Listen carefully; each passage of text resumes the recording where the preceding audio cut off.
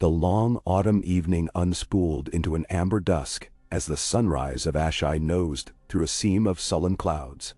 Spray hissed across her bow, and the masts groaned in the gusts that poured from the gathering stormbank to the north-northeast. Tyrion Lannister, posting himself beside the leeward rail, tasted copper on the wind, lightning not yet born, but impatient in the belly of the sky. He tipped his face upward, letting the first cold drops stipple his brow, and felt the ship quiver like a fretful hound beneath his boots. Exile, it seemed, would not grant them even a calm first night at sea. On the quarterdeck, Captain Rovano shouted for reefed topsails, his Myrish vowels snapping like pennons. Sailors scrambled into the rigging, silhouettes spider-thin against the bruised heavens. Somewhere forward, a rope snapped with a report like a crossbow bolt, and the mainsail bellied, spilling wind in a harsh sigh. Tyrion watched silent efficiency replace the ragged discipline of King's Landing's last defenders. Sails knew too well that a storm cared nothing for rank or promise.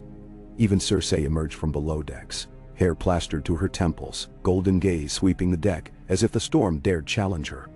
Jaime moved to her side, steady despite the deck's drunken lurch.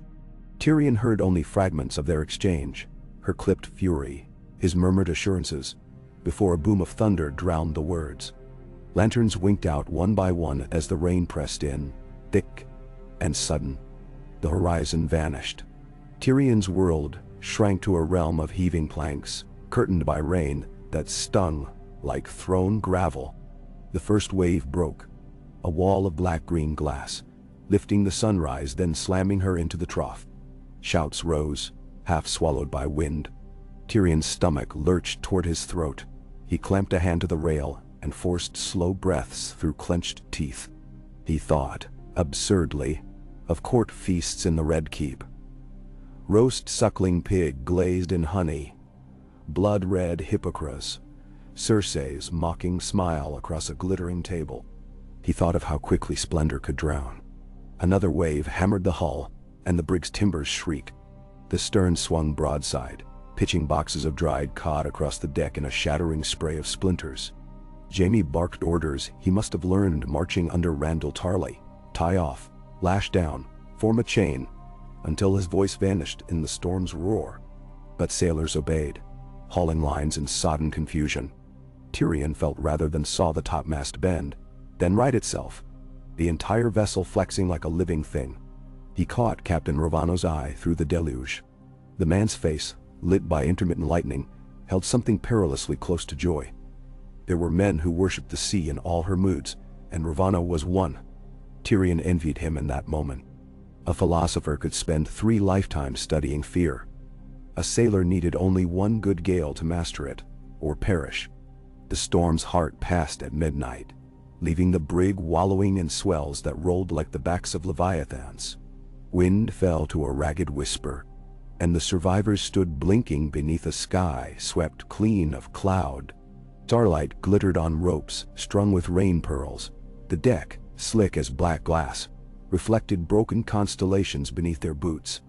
Tyrion exhaled, tasting brine and relief, and turned to find Cersei leaning on an overturned crate, shoulders shaking, soaking gown clinging to her like a second skin. For an instant, he thought she wept. Then he realized she was laughing, a sharp, breathless sound that rang strangely pure in the hush after thunder. Jaime crouched beside her, confusion and devotion mingling in the curve of his mouth. She said something Tyrion could not hear, and Jaime's own laugh joined hers, soft but genuine. For a heartbeat, brother and sister seemed children again, sharing some private mischief behind the lion's tawny curtain. Tyrion felt the old pang of being forever excluded, but it passed like phantom pain. Whatever warmth remained between twins was theirs alone, a candle guttering in the draughts of fate. He looked away toward the starlit swells and murmured a toast to no one in particular. To storms survived, and to those still riding the horizon. His cup, long emptied of wine, caught only moonlight. He raised it anyway. Far astern, unseen in the night, another vessel watched the sunrise limp eastward. Her sails painted dull black, her deck lights shaded. A watcher in a hood of sealskin lowered a spyglass and turned to companions gathered amidships. What words passed between them dispersed on the wind, but by dawn the dark-sailed ship fell ghost-silent into the sunrise's wake, content to stalk from just beyond sight. While seas churned, the capital above which Sansa Stark now ruled drew breath after storm of its own. The first true dawn of her reign slanted gold across butcher stalls in Flea Bottom, where rag-clad children nudged each other, staring wide-eyed at crates of turnips borne in from the Reach.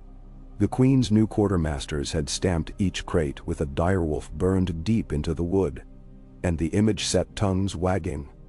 "The wolf feeds," they said, "and asks only peace in return." Hushed prayers to the Seven rose alongside more timorous offerings to trees that had never grown in the Crown Lands. Sansa took her breakfast alone, glancing over parchment lists inked through the night. 43 orphans placed with septas on Rookery Hill. 300 pikes collected for melting into plowshares under Gendry Waters' supervision. 22 claims of graft lodged against holdover bailiffs from the Lion years. Each item pricked a memory of her mother teaching needlework. Every stitch must serve the whole cloth. Now her stitches were laws and levies and pardons, and the realm the cloak she labored to mend. Mid-morning brought a tap at her solar door. Lyanna Mormont entered without waiting, small feet beating a war captain's cadence on stone. She saluted with a fist to her chest. "Your Grace, the Crownlander lords gather in the throne hall. They grow restless." Sansa set Quill aside. "Restless men fidget, restless fields bear naught. We shall sow patience." She rose, smoothing the charcoal-hued gown that fell in clean lines hinting both Winterfell, austerity, and southern silk. Lyanna marched beside her through corridors, no longer echoing with lion banners. Servants paused mid-sweep to bow. Some smiled, tentative but hopeful. In the hall, still scraped clean of melted throne and scorched frescoes, 30 Crownlander lords paced amid scaffolds and half-hung tapestries of direwolf trout and storm hearts. Their hushed arguments stilled as she entered. She took the plain wooden seat upon the dais, a single step above her council's benches, and waited. Lord Stokeworth spoke first, voice reed thin. He fretted about grain tariffs choking his harbor. Sansa listened, hands folded, then asked why his granaries remained half-empty when tallies showed surplus last moon. Stokeworth blanched. Sweat beaded. A murmured admittance of lost stores arose. "Thieves? Fire?" Sansa's cool gaze did not waver until at last he stammered. "Too many mouths, your Grace. The Lion years taxed us sore." She decreed an audit by Davos. With funds lent from the royal treasury, repayment staggered across 3 harvests. Relief softened faces among the lords, and tightened others that counted on chaos to gouge profit. Next, Lady Rosby petitioned for clemency toward Selzwards camped outside her walls. Sansa queried their colors, commanders, paymasters. Rosby could answer none. Sansa's frown deepened. "Armies without masters become wolves without pack. Bid them swear to my banner or depart the Crownlands by moon's turn. If they refuse, we will escort them to the Trident ourselves." That promise carried iron enough to still further protest. Hours ebbed. When the last petitioner slunk away, the hall exhaled. Sansa descended to Lyanna's side. "Send ravens to Storm's End and River Run. I require trustworthy quartermasters for Rosby and Stokeworth, until their accounts balance." Lyanna nodded, small face stern. They parted beneath half-hewn scaffolding, each mind already on the morrow. Evening draped the city in copper when a hooded figure slipped through the mud gate and padded up narrow alleys that stank of seaweed and rotting straw. Under lamplight the hood lowered, revealing Varys' old protégé, Kara the Farosi, her shaven head gleaming. She entered a cellar where 3 men waited, hands folded atop daggers. From beneath her cloak, she produced a leather satchel bulging with parchment. "Names," she whispered. "Spies bought with Lannister coins still scuttle in the councils of the Wolf Queen. Some Northmen, some maesters, all hungry." "Dorjigan." The tallest man took the satchel, his gray eyes hooded. "We burn them." "Not yet." Kara's smile showed a chipped tooth. "The mother of ravens wants proof before ash, She tossed a second bundle across the table. Golden stags minted in Casterly Rock's last prosperous year. She pays well, Kara added, but reckons debts in blood. The three nodded. Merchant, cutthroat, faded maester, bound now by coins heavy as secrets. Beyond city walls, autumn pressed the fields into ochre and gold. Gendry oversaw forges along the Roserad, sparks skipping like fireflies into dusk. The ring of hammers forged new hinges for barn doors, spades for tilled loam, sickles for promised grain. Children clustered to watch molten metal poured into molds, their awe-forging stories that would outlast the tools themselves. Gendry wiped sweat, squinting northward where the King's Road blurred into trees. He wondered if Arya looked upon the same stars from her far-flung deck, then threw himself back into work. Each hammerfall a prayer in iron. In Castle Serwyn, Joan's column arrived beneath a flurry of early snowflakes, each no bigger than a sigh, yet men lifted faces in recognition of home. Lord Serwyn met them in the courtyard, cheeks raw from wind, arms flung wide. Hearth fires roared before dusk, and the smell of venison stew welcomed weary riders. Jon ate among his men, ghost curled at his boots, Tormund telling a bawdy tale that made squires blush. Laughter, when it came, sounded rusty yet freeing. Later, Jon stood alone atop the battlements. The sky hung clear as polished obsidian, stars crowding like watchful ghosts. He rested gloved hands on icy stone and closed his eyes. A memory surfaced of Maester Aemon murmuring in the cramped library of Castle Black. Voice thin but certain. Duty is the death of love, but love makes duty a song worth singing. Jon breathed that memory like incense. Somewhere south, Sansa sang the same song in her measured, deliberate way. He hoped she felt his harmony on the wind. He was turning to descend when hooves clattered in the bailey. A courier, frost dusting his shoulders, dismounted and handed Jon a sealed scroll. Bran's wax. Jon read by torchlight. Riders beyond Icemark confirmed. Numbers uncertain. One banner of cracked white horn under black field. Ancient. Unrest stirs in roots deeper than snow. Bran's script ended with a single line. The past wakes. Jon folded the message, heart hammering. The past, he thought, had never truly slept. Not for Starks. Dawn saw Jon's host turning north again, lighter for supplies taken on, spirits heavier with Bran's warning. They rode past last Harv's charred palisades, rebuilt since the long night yet still scarred. Children peeked through slats at the passing direwolf standards, awe mixing with fear. Jon saluted them with 2 fingers to his brow. Their eyes followed him until the trees swallowed the road. 3 days later, scouts spotted smoke curling above an abandoned watchtower near the gorge. Jon took a party of 10 iron. Snow fell thicker, muffling hooves. Atop the ruin they found a camp, a ring of tents, cruel spiked, each stitched from shaggy black pelts. No sentries. Jon signaled silence, blades drawn. They crept between tents, ghost padding ahead. The camp was empty but for one grisly ornament, a horn of polished ice, cracked as though by ancient freeze-thaw, mounted on a spear thrust into the stone hearth. Its surface shimmered with runes too faint to read. Beneath, ashes smoldered around bones charred to chalk. Human? Tormund swore softly. Jon bent, brushing snow onto the embers, and felt a chill deeper than mountain shadow. Whoever camped here had marched on, northward still, toward the wall. They burned the remains with wildling rites, quick and clean, then salted the ground. Jon took the horn. Its touch sucked warmth from his palms. He wrapped it in wool and stowed it across his saddle. The wind that night howled like wolves driven to madness by the scent of distant prey. Back in King's Landing, Sansa received his raven at the council table. The room fell silent as she read, face paling. When she looked up, her voice held no tremor. We redouble watch on every road to the neck. No man rides south unchallenged. Jon, see to it. Royce banged a mailed fist and strode out. Sansa turned to Samwell. Find every scrap of lore on horns and the dead. Old Town, Revos. Les. Leave no library unplundered. Sam bowed, Quill already scratching queries. That night, sleepless, Sansa climbed the Tower of the Hand and stood upon a balcony jutting into chill air. Moonlight silvered the city's rooftops, but her gaze sought only the black ribbon of the King's Road stretching north. She pressed numb fingers to her lips, as though sealing a secret vow, then whispered into the dark. "Hold fast, Jon. I will guard the hearth." Nay.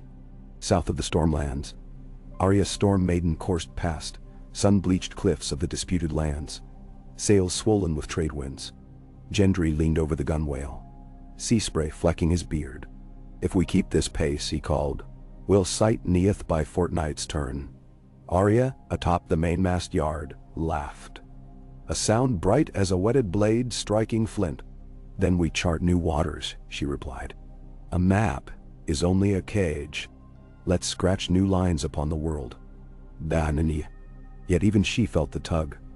Some whispered chord running from Winterfell's heart tree to her own. Each twilight she traced the heads of her direwolf engravings along the helm, muttering names under her breath.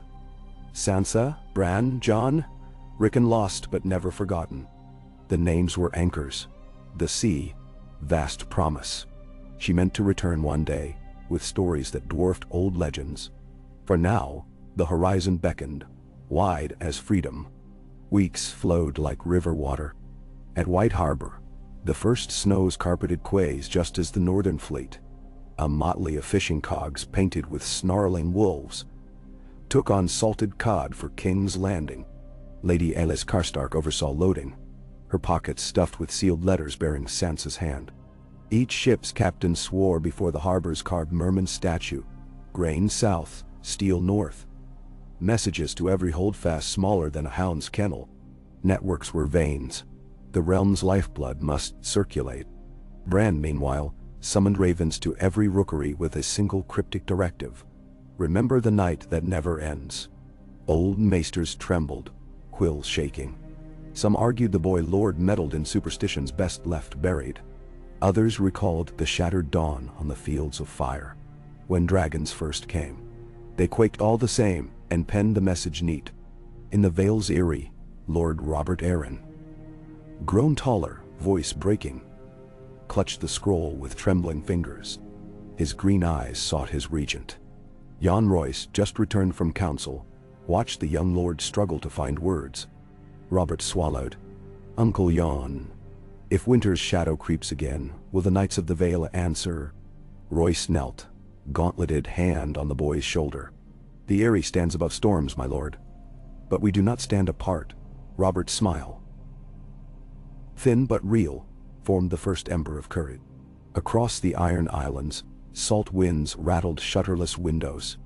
A woman in sea-green cloak paced the docks of Pike, moonlight flashing on the silver kraken pin at her throat. Yara Greyjoy read Sansa's sealed plea twice, then thrice, scowling at the modest promise of trade concessions and shared patrols.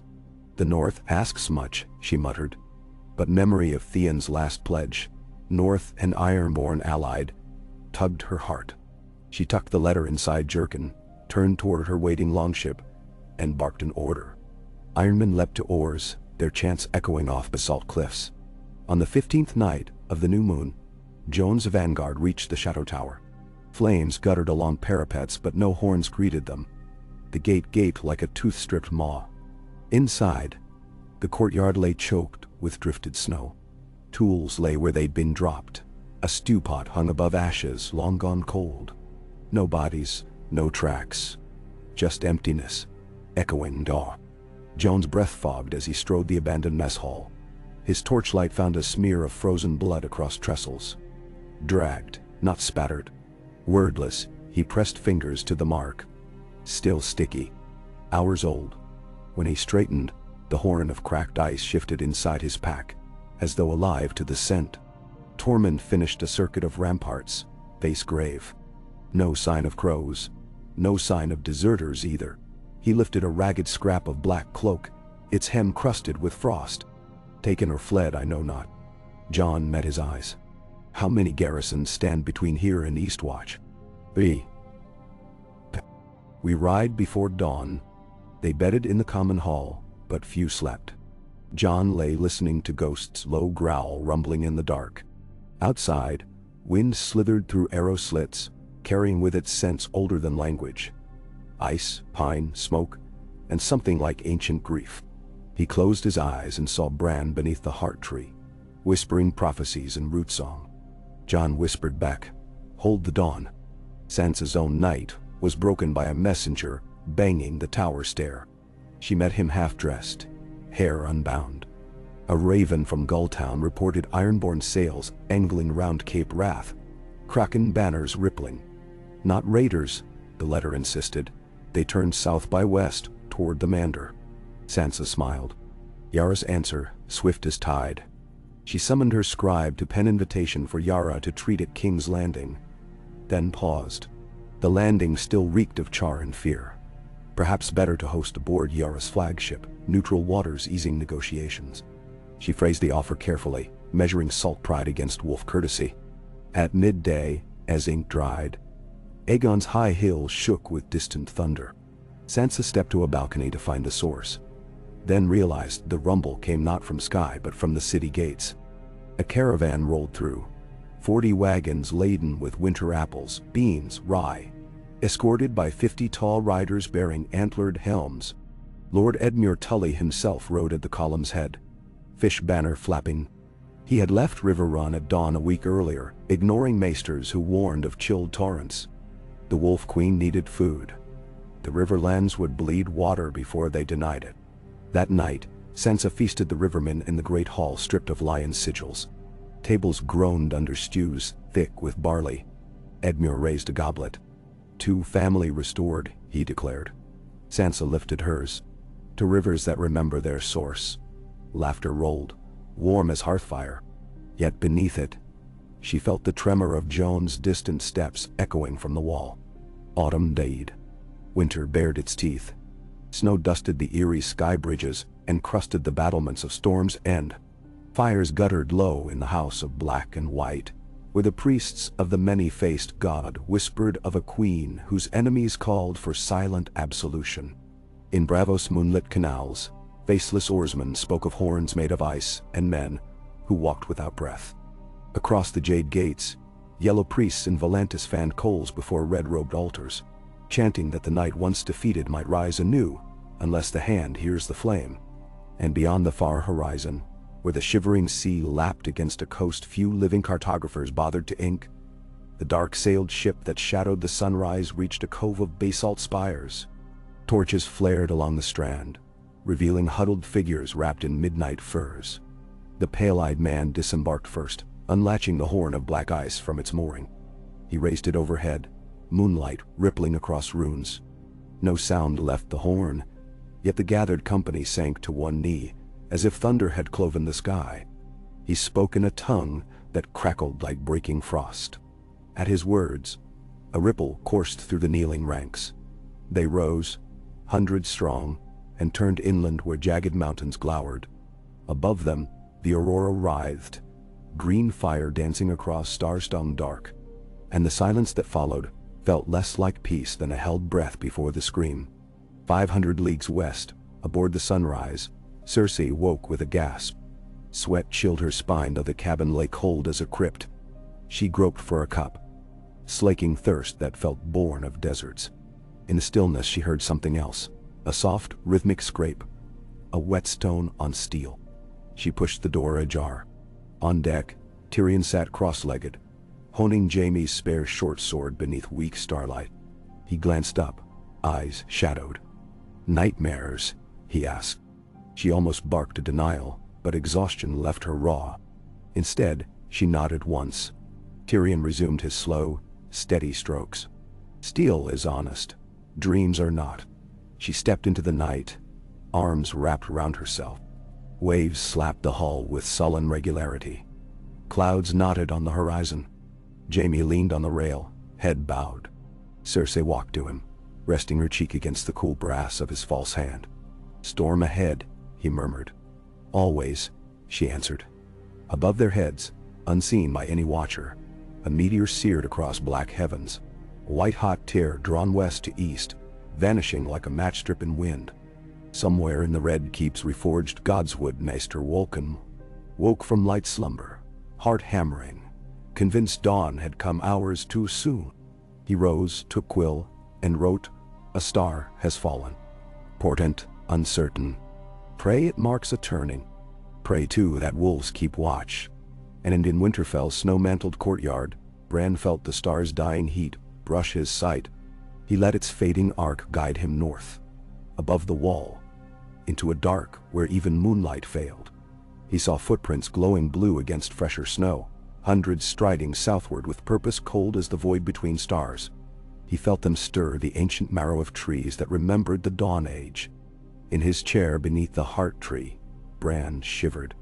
A raven ruffled its feathers, perched on a branch above. Bran spoke softly. "Fly," he whispered, "and find the fire." The raven took wing, black against the star-washed sky. Its arrival, whenever and wherever it alighted, would carry but 7 words. Winter walks. Watch the horns of exile. O-I-G. PGSQL.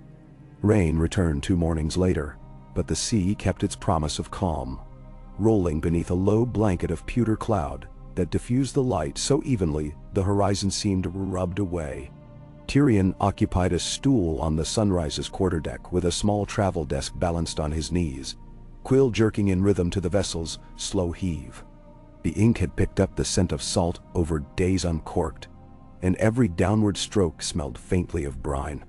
He drafted an inventory: remaining barrels of fresh water, sacks of lentils, the dwindling casks of Arbor Red, and beside each he jotted the number he suspected Captain Ravano glossed to spare their morale.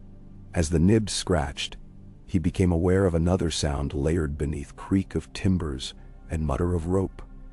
A whistle, almost tuneless, circling aft like a moth that could not find flame. He glanced up. The deckhands were silent at their knots. Jaime leaned over the windward rail in thought. Cersei had retreated below to pace the cramped stern cabin. Yet the whistle persisted, notes rising and falling with deliberate shape. Tyrion laid quill across parchment and traced the sound toward the shaded alley between aftercastle and mizzenmast.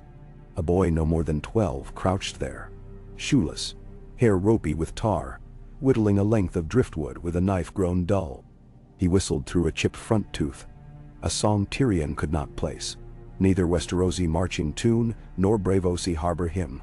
Something older, perhaps. Tyrion cleared his throat. The boy's blade paused mid-cut, pale eyes, one gray, one hazel, lifted. "You lost?" Tyrion asked. The lad wiped a string of wood from his wrist and said nothing. "Ship's rules forbid passengers without the captain's mark," Tyrion continued, though they both knew rules had grown soft since Exile upended order. The mismatched eyes flicked aft, toward the wake where gulls circled. "I belong to the sea," the boy said, voice a raw whisper, as though unused to speech. Tyrion opened his mouth but found no cleverness fit for answer. Before he could speak, a bell clanged from the foredeck. 2 quick peals. Sailors hurried to the starboard rail. Tyrion hobbled forward, the boy's strange whistle lingering like a ghost note on cold air. A speck had appeared off the beam.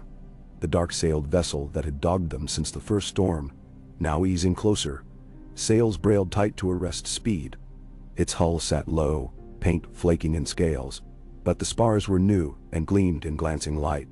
No banners flew. Ravana raised a long glass, focusing until the tube shook. Tyrion watched thunderclouds roll behind the captain's eyes. "What do you see?" Jaime asked, lending his good hand to steady the spyglass. "Too far to count men," Ravano muttered. "But I mark 6 scorpions on her weather deck, and the aft castle's bristling like a hedgehog." He barked orders: "Slack sheets, turn 2 points leeward, gather more wind." The Sunrise bowed, canvas cracking. Across the water, the shadow ship answered, easing closer still. Cat and mouse reversed. Tyrion's pulse climbed, but his mind ticked the price of each option.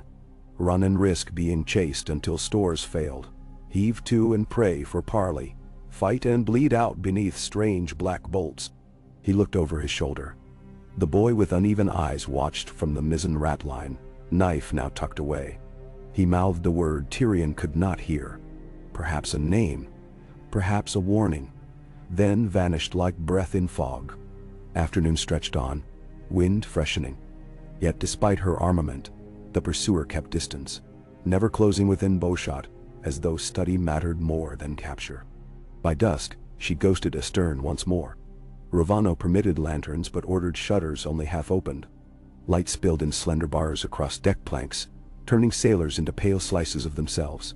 Tyrion slipped below to find Cersei. He expected fury or fear. Instead, he found her seated at a narrow bureau, combing seawater through her hair with claw-shaped fingers. "We're hunted," he said. She did not stop combing. "Everything that breathes is hunted," she replied, voice low. "Once, I knew who chased me. Robert, Stannis, little birds in silk stockings. Now the masks change faster than I can learn their faces. Yet the game is older than thrones." Tyrion leaned against the bulkhead, feeling the grain press chill against his scalp. "A clever hunter tests prey before pounce," he offered. "I fear this one tests our patience." Cersei set the comb down, met his gaze in shaky lamplight. "Help me sharpen mine," she said, and for the first time in weeks asked for wine without sneer. He poured, the cup trembling only slightly between his fingers. Far forward, Jaime lay in his hammock, gold hand crossed over chest, listening to the creak that stitched mast to hull, hull to night. He pictured the scorpions turning in unison, bolts sliding into grooves. Every siege ladder he had ever climbed flickered behind his eyelids. He counted heartbeats, and at 100 resolved that if the black ship boarded, he would fight not at Cersei's side but before her, shield though she never asked. Resolve brought sleep at last. When dawn stole its first pale flush through gun ports, watchmen cried, "Sail off the larboard bow once again." But this time, the pursuer had redrawn the stage. 2 additional hulls flanked her now, each bearing the same sun-faded canvas, the same reluctance to display heraldry. Ravano cursed in Myrish. 3 to 1. Scorpions to none. Yet still they held off, herding rather than attacking. Tyrion found the nameless boy near the anchor capstan, eyes fixed on horizon. "Do you know them?" Tyrion asked quietly. The boy shivered, though air held no true chill. At length he whispered, "I know their song." He hummed then, the same tune from yesterday, but slower, every note bending upward as though pulled by invisible hooks. Tyrion felt hair along his forearms bristle. "What ship sings such a song?" he pressed. The boy's mouth trembled. "One that sails for the Horn." Confusion knotted Tyrion's brow, until remembering Bran's raven. "Watch the horns of Exile." His fingertips tingled. Coincidence served gossip, not prophecy. And yet, he pivoted, planning to consult Ravano, but thunder cracked starboard, not from sky but from the flank of the rightmost stranger where flame spat in a short cannon burst. Water geysered 30 yards off Sunrise's beam. A warning. Cersei burst onto deck, robe flapping. "Answer them!" she screamed, though they had nothing that could roar as loud. Jaime caught her elbow, murmuring counsel drowned by next plume of spray. Tyrion saw sailors' resolve wilt, the idea of surrender sprouting like rot. He opened his mouth to speak against it, but the nameless boy stepped forward, head high, and whistled once, shrill and clear, a blade of sound. The 3 shadow ships instantly luffed, sails snapping slack, hulls yawing. Confusion rippled among their crews. Then, with near simultaneity they fell back, turning bows eastward, until only their stern lanterns showed in morning murk. Ravano gaped like a fish. Tyrion stared at the boy. Cersei's mouth worked, speechless for perhaps the first time since childhood. The boy lowered his whistle, gaze distant. "They cannot cross the line," he said. "Not while I remain aboard your deck." Before further question, he darted below, nimble as shadow. Jaime exhaled a shaky laugh. "Well, brother, you've collected stranger champions than sellsword captains." Tyrion forced a grin but thought of the horn wrapped in wool near Jon's saddle, of ice runes too faint to read. Perhaps lines were older than seas. A week northward, Jon's company approached Eastwatch under skies gone iron gray. Columns of smoke twisted above the old port, where the wall met sea. The gates hung open. No banners. Snow muffled hooves, but the quiet of the yard felt heavier than any snowfall. They dismounted within the outer court. Crows lay scattered like discarded cloaks. Only when Torgud One Ear knelt did they realize feathers still clung to bone. The corpses were birds, not men, every raven from the rookery, throttled and left in star-shaped pattern across the yard. As Jon studied the grisly geometry, Ghost's hackles rose, a snarl rumbling deep. From a barracks doorway tottered a lone figure wearing the black, mouth slack, eyes milk white. Jon's sword was out before conscious thought. The creature lunged, but its limbs jerked as though tugged by marionette strings. Steel met frozen flesh, the body crumpled. More shambled into view. 3, then 10. Silent but for the rasp of ice, dry on bone. Jon's men formed half-circle. Shields tight. The whites spilled from each shadowed arch. Tormund bellowed, swung his axe. Steel rang. Brittle frost splintered off skulls like shrapnel. Yet for every corpse felled, another crawled over the fallen. Jon commanded a retreat to gatehouse stairs. The narrow rise funneled attackers, 2 by 2, buying moments. Arrows tipped with dragonglass hissed. Whites hissed back, hair smoking around black shafts. From the tower top, Val, sister to the late Dalla, poured lamp oil onto the courtyard below where dead pressed thickest, then dropped a torch. Blue flames humped upward, searing a wall of bodies. Snow turned to steam. Jon smelled charred meat, mixed with something cold and metallic as heartbreak. Tormund hacked last stragglers, while Edie Tollett herded surviving garrison. 5 men, ragged, eyes haunted. Up, spiral steps. When the outer yard finally stilled, the gatehouse quaked with exhaust of battle. Jon leaned on Longclaw, breath raw in chest. How many stations beyond Eastwatch? He rasped toward one of the rescued brothers. The man's skin sagged gray against gaunt bone. "None now," he whispered. They came seaside, walked through surf without boats. Drowned men, but frost kept them standing. He shuddered until teeth clacked. "They pulled our horn from the north tower," he continued, eyes widening. And they blew it." Jon felt the cracked horn slung to his saddle weigh heavier. "Blew it how many times?" The brother's mouth twisted in memory. Once, relief warred with dread. One meant rangers returning in the lore of the Watch. 3 would fell the wall. So legend said. But legends no longer slept. He motioned to gather what supplies remained, then ordered evacuation by ship if any still floated. At the pier, skiffs lay smashed, yet anchored beyond breakers, creaked an intact galley coated in wind-blown rime. No crew showed. Jon's men debated rowing out, but Val spotted frozen handprints along the starboard rail, too many to count. Decision made itself. They set torches to tar buckets and launched them across the small cove. Fire danced along pitch seams until the galley became pyre. Orange reflection rippled beneath ice floes. Smoke climbed a straight pillar into windless sky. That night they camped within the wall's shadow, watchers posted double. Jon stared into their blaze until shapes in flames resolved into the same cracked ice runes he carried. Each flicker teased meaning just beyond comprehension, language of hunger spoken by time. He slept only when the fire sank to embers and dreams could burn no brighter than waking thought. In King's Landing, Sansa set foot on Yara Greyjoy's flagship Hammerfall, anchoring mid-black water under white flag hardy as saltcloth. The deck smelled of tar, hemp, and fried eel. Yara met her clad in battered scale, hair caught in seaborne braid. "My holds carry cedar from the Summer Isles, not thralls," she announced, before pleasantries.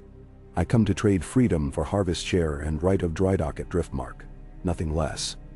Sansa inclined her head. "The wolf and kraken both value sharp teeth," she replied. "But show them differently."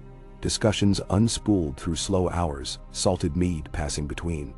Sansa granted dock rights with caveat. No press gangs south of the Mander, swift arbitration under Davos. Yara demanded coin minted with both sigils intertwined for markets to remember alliance in metal. Sansa agreed.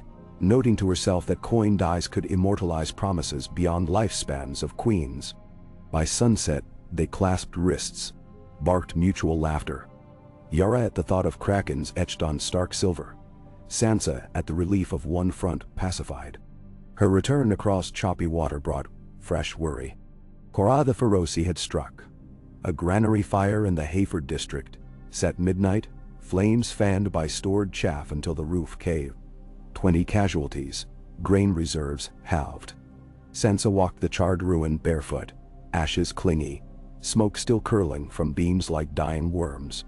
She knelt to touch blackened wheat and whispered an apology none could hear. Then rising, she ordered an edict. Every granary to be guarded by mixed squads. Northmen alongside Crownlander recruits, no single house controlling the key. She named Lyanna Mormont warden of storehouses. Lyanna accepted with grim nod, already turning to tally stone grain towers along the river.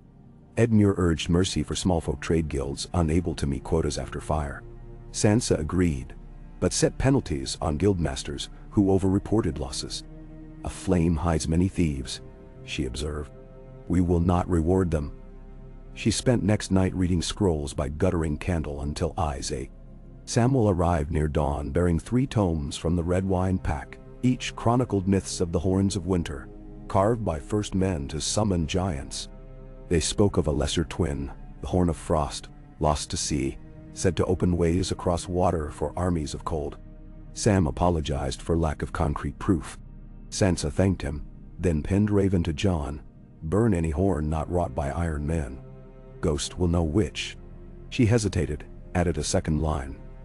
The city holds, but shadows test our seams. Hold the night for me, brother. Across the summer sea, the storm maiden made land at En-Aeth. Ivory beaches quiet save for murmuring surf. Arya stepped ashore first, short sword sheathed but unlatched. The grove beyond glittered with butterflies whose wings flashed sapphire under sun. Yet the air tasted wrong. Ash mingled with floral sweetness. She and her crew advanced through charred underbrush until finding a clearing studded with low stone altars, toppled into soot. At center knelt a ring of Enathi survivors, wrists bound with fiber rope, though no captors remained. The oldest woman raised frightened eyes when Arya approached. The slavers fled at dawn, she said in the common tongue, accent lilting, taking our children west to Volantis. Arya's jaw clenched. The freed storm crew cut bonds, shared water, listened. Traders from Stepstones using black sails, perhaps the same trio that hunted the sunrise, had raided 3 villages over a fortnight, gathering young for the flesh markets. Arya paced the shoreline long after midnight, palms itching for bowstring. Gendry found her watching moons silver the breakers. We can hunt them, he offered. Hammerfall said holds were clear, but Yara did not speak for all Kraken kin. Arya nodded. We hunt, but first we ferry these people to safety. She gazed south where constellations bent like smelted iron. Winter isn't the only monster creeping this world. The Storm Maidens sailed at dawn with freed Nadi perched along railings, butterfly wings fluttering in their hair like living crowns. Gendry set forge to heat an aft hearth, intent on recasting stolen manacles into arrowheads. Iron remembers, he muttered each time the hammer rang. Thousands of leagues north, Bran opened his eyes to cawing chorus. Ravens blanketed every branch of Winterfell's heart tree, black eyes glinting. He rolled his chair backward to face Mira, waiting patiently. They move west of the Shivering Sea, he said, voice calm. An army of frost, but not yet bound by leader. Something halts them. Mira wrapped cloak tighter. Jon? She asked. Bran shook his head. A line drawn by older blood. He closed his lids again. The ravens took wing, swirling into overcast like ink spilled on water. Back below the wall, Jon's scouts returned near dusk bearing a skull still dripping meltwater. Eyes frozen wide, jaw pierced by splinter of driftwood like mockery of a spear. They found it nailed to a tree south of the shore. Jon studied the symbol carved into forehead.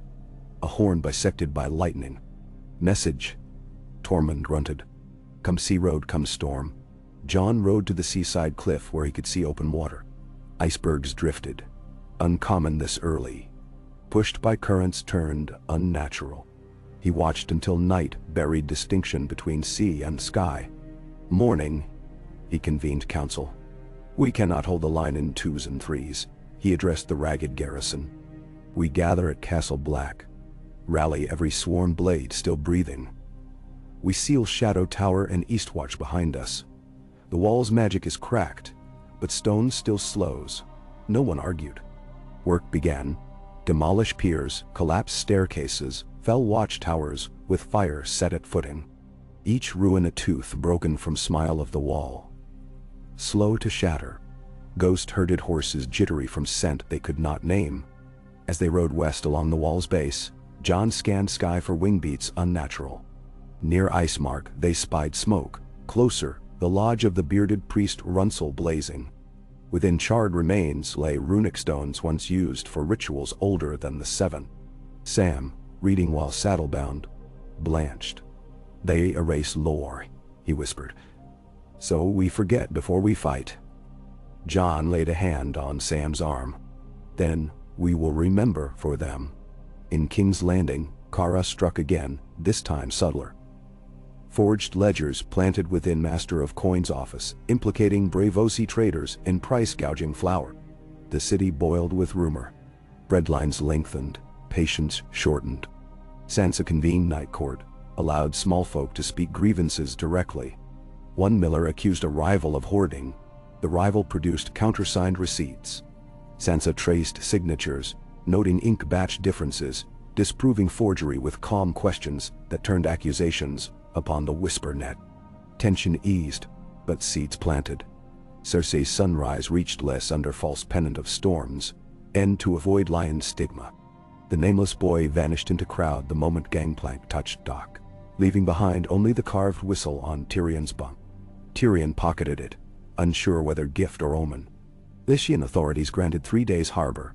Rovano sold empty barrels, purchased oranges, patched sails. Jaime and Tyrion walked the marble quay where perfumed courtesans sparkled like gemstones. They debated passage east to Pentos, west to Volantis. Cersei argued for old Volantine allies still loyal to gold, rather than decal lion. Tyrion calculated risk. Volantis thrummed with slave auctions. The Shadow Fleet trafficked there. Too dangerous. On third night, argument unresolved, Jaime awoke to shouts. Lanterns bobbed between warehouses. Screams in High Valyrian echoed.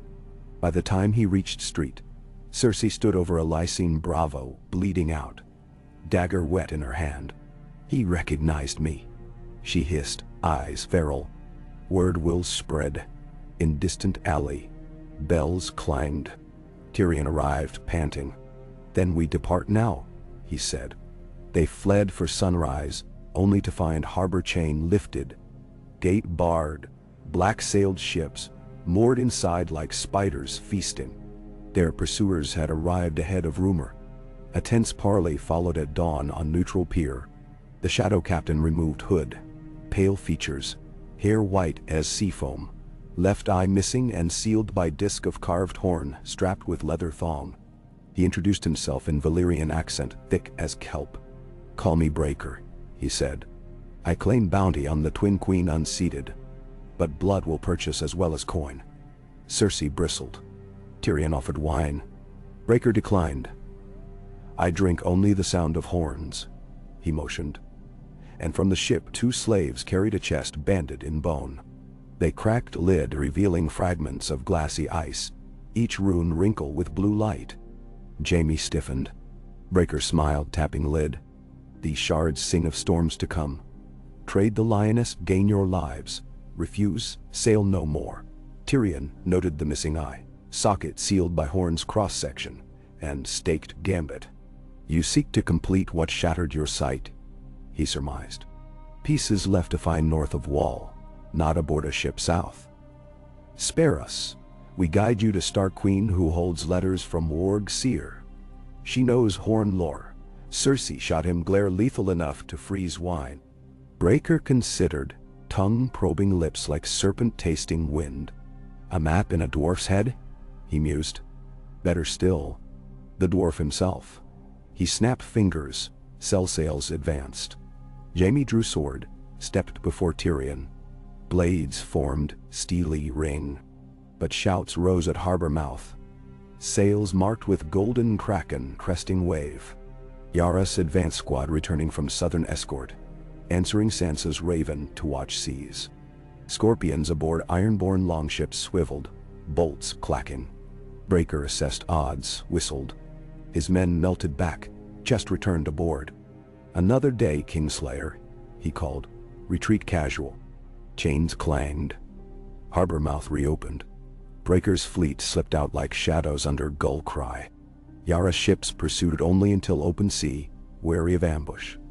They circled back to Lys to learn what and whom they had saved. Tyrion bowed low when Yara stomped down gangplank. "I am your humble debtor," Yara set fist on hip. "A stark marker repaid," she said. "Tell the red-haired wolf she chooses allies well." She eyed Cersei, expression unreadable. "And enemies better." In King's Landing, the granary district sprouted tents of displaced families. Sansa worked among them midday, passing loaves and linen, hearing each story. A small girl pressed a charred stalk of wheat into Sansa's palm. "For the next planting," she whispered. Sansa felt tears behind eyes but blinked them dry, tucking stalk into braid beside northern silver clasp. By evening, she returned to Red Keep to find Davos and Brienne pacing. A message from Lys awaited. Tyrion free, Cersei by his side, Breaker in pursuit, but repelled. Yara's kraken sails now escort Sunrise to Dorne for refuge among Martell steppes. Sansa exhaled, aware rescue of enemies complicated her reign. Yet Tyrion held a mind sharper than any blade, and minds were in short supply. She ordered ravens to Sunspear. "Grant safe harbor, but keep watch. The lioness might yet bear claws." That night, Carar presented final report to the unseen mother of ravens in a candlelit crypt beneath sept of Baelor's rubble. "Seeds sprout," Carrara murmured. "Bread riots near bloom. Horn pieces scattered from Frost to Volantis. Wolf Queen taxed. A hand, slender, wrinkled, emerged from shadow to accept scroll." "Good," croaked a woman's voice aged as ivy root. "When hearts starve, they forget banners who fed them." Carar bowed low, but trembled. To serve ravens was to bargain with carrion. Past midnight, Bran summoned Sansa through dreams. She stood again in Godswood of Winterfell, though her body lay in Red Keep Solar. He spoke without moving lips. "The horn seeks its measure.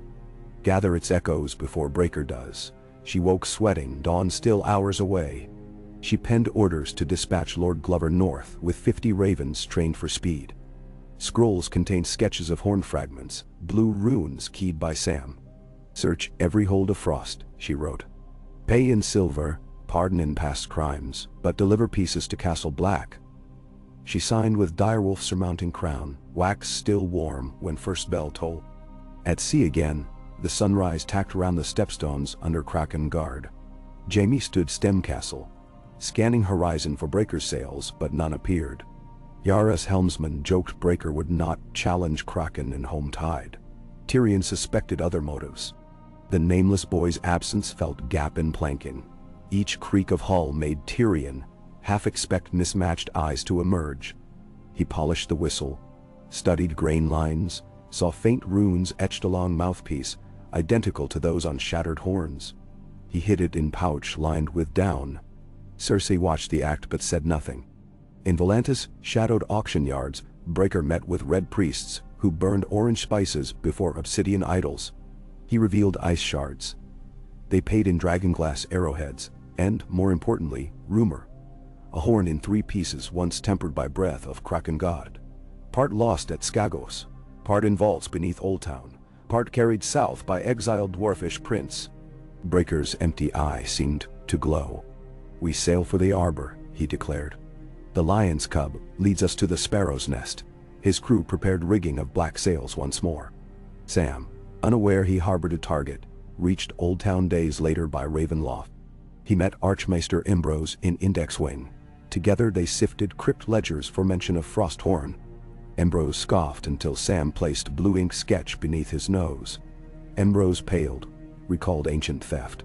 A sailor broken into the Vault of Voyages, 40 years past. stole one shard of unknown antler glass. Thief vanished, shard rumored cursed, brought seas of ice to every port visited until ship foundered. Maesters had dismissed a sailor's yarn. Yet logbook remained. Sam traced ship's last berthing. Skagos. Bran's raven had whispered same isle. Sam realized horns and krakens entwined deeper than chance. He penned urgent letters to Jon and Sansa before midnight curfew, then visited docks seeking crew brave, or foolish, to ferry him to Skagos. The only ready vessel belonged to a woman wearing sealskin hood, pale eyes beneath. She named price steep, but accepted payment in dragonstone shards Sam carried from Wall. Departure set for next tide. As Sam hurried back to Citadel to gather parchments, he missed figures slipping from alley. Note delivered to Breaker's informant at Harbor Inn.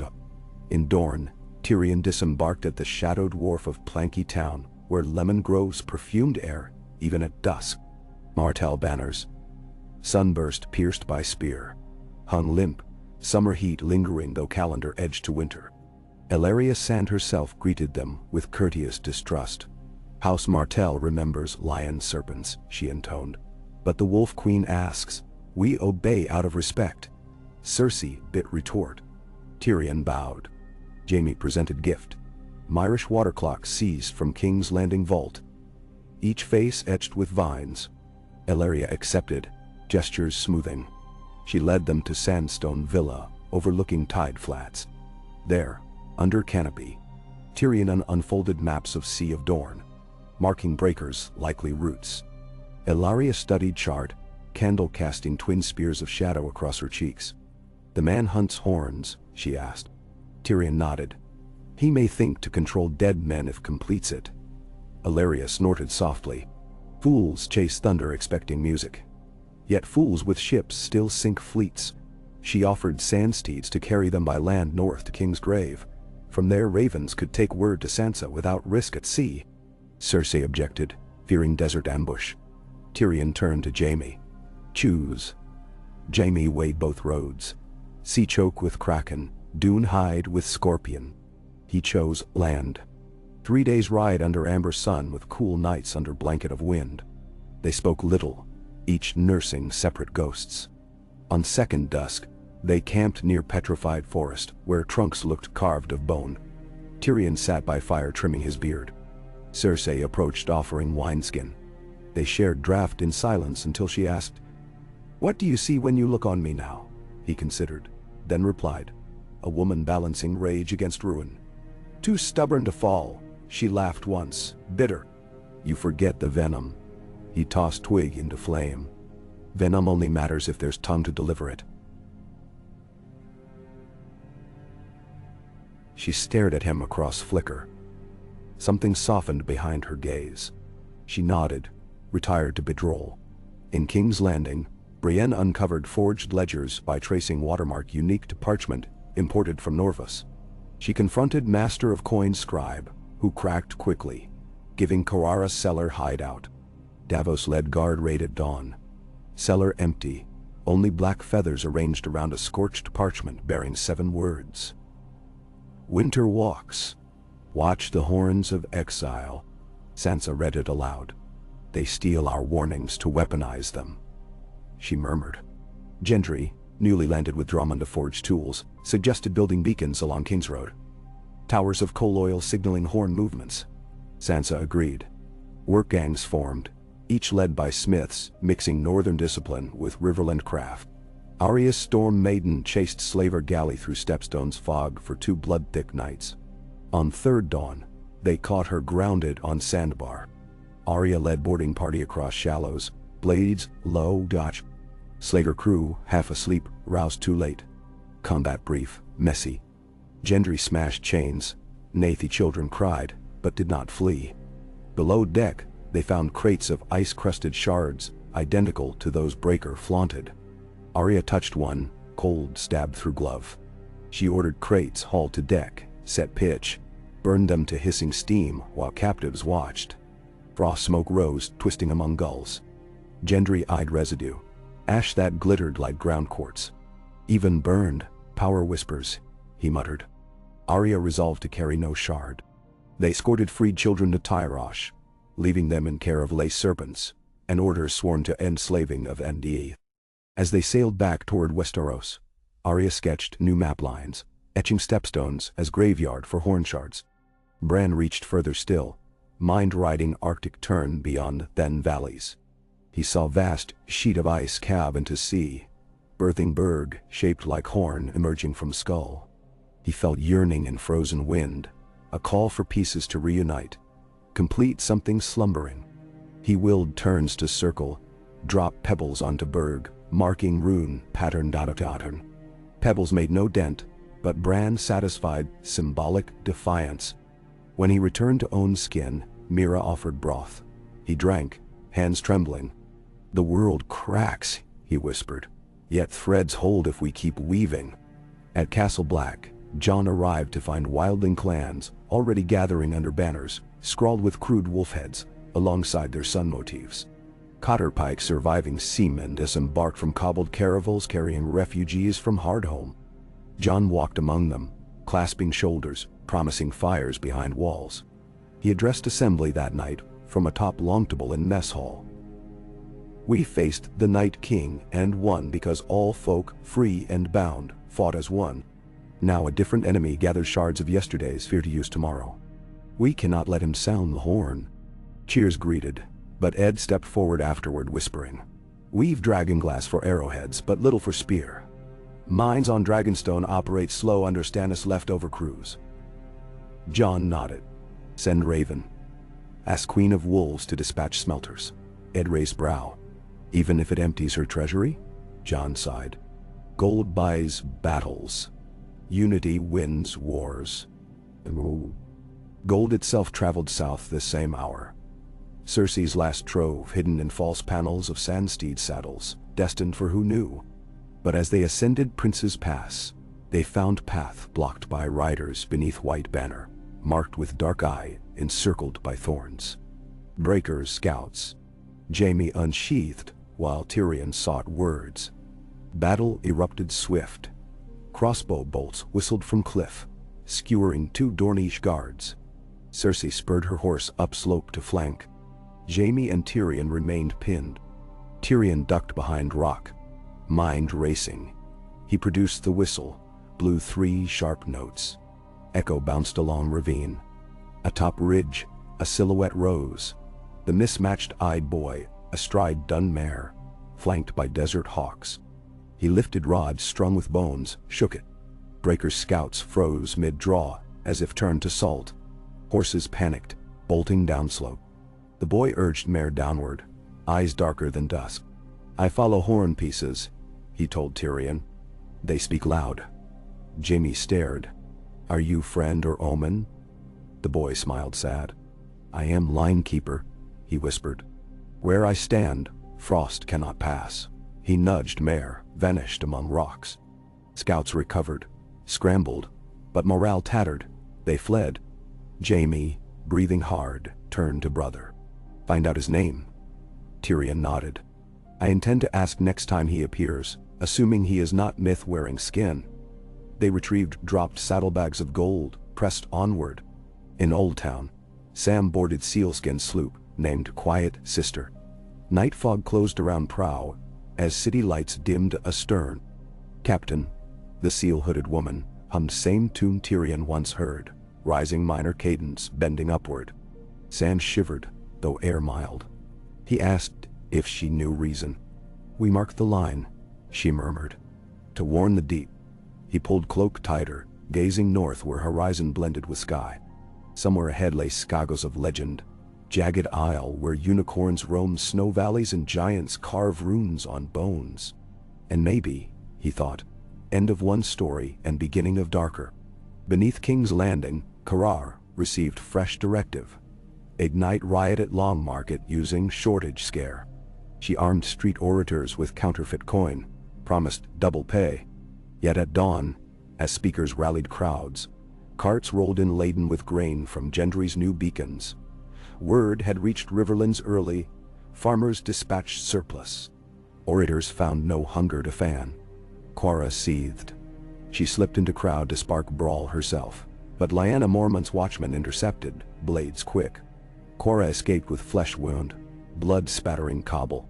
She vanished into labyrinth of sewers. Brienne led pursuit, but tunnels branched into darkness. Sansa heard of thwarted riot and smiled weary. She penned commendation for Gendry's crews, then opened sealed scroll from Valeria. Lion and wolf on Dorne Road. Pursued by Frostfleet, aided by Linekeeper. Sansa frowned, reread. Bran's dream whispered of Lion Boy. She ordered intercept. Send Quentin Dane with 20 Sandriders to escort them to Storm's End. She also commanded Ravens to Robert Arryn. Ask Vale to lend Skyke Knights to patrol Prince's Pass. Robert, eager to prove manhood, agreed within hour, dispatching 30 winged knights under bronze falcon banners. Days later, Arya's Storm Maiden rendezvoused with Hammerfall off Cape Wrath. Yara recounted rescue of lions, Breaker's pursuit. Arya stiffened at mention of ice shards. The sisters by respect plotted joint patrols along southern coast to deny Breaker landings. Arya offered to stalk Stepstone's route, Yara to block torturers deep. They clasped wrists, parted on Gull Cry. At Castle Black, Ravens returned. Fragments discovered south of Skagos among wreck near Widow's Wash. Others rumored traded in Bravos coin markets. Jon dispatched wildling hunter Hagra to Bravos. Sent Cotter Pike to sweep coast. Every move felt like playing Savas unaware of half the board. Sam's quiet sister reached Skagos under swirling snow, though Calendar said, "Autumn end only." White cliffs erupted from gray sea, topped by forests of dead fir. Captain fixed Sam with grave stare. "I await tide. Return in 2 moons. If horn sounds thrice, I sail regardless." Sam swallowed fear, stepped ashore. He trudged path lined with bones carved into spirals. Snow muffled his steps until he found cave flickering with green witchfire. Inside, an old woman with eyes like polished jet tended cauldron of steaming seawater. She greeted him by name. "Maester's metal," she croaked.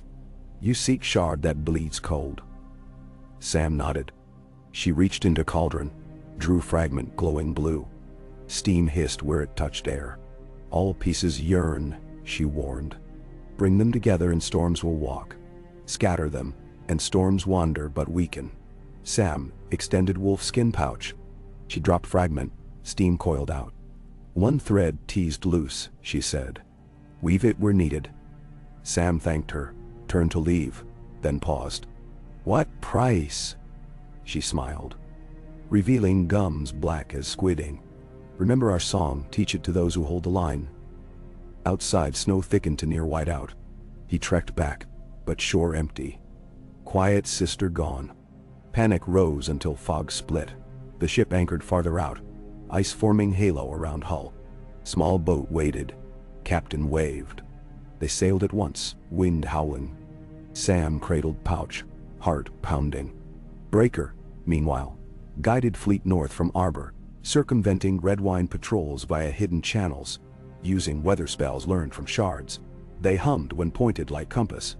He sensed Skagos fragment moving south by sea. Sails trimmed to intercept. Long nights he listened to shards clink in bone chest, notes compiling into half-heard chorus.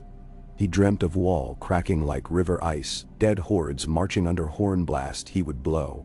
His missing eye socket throbbing rhythm of those unplayed notes.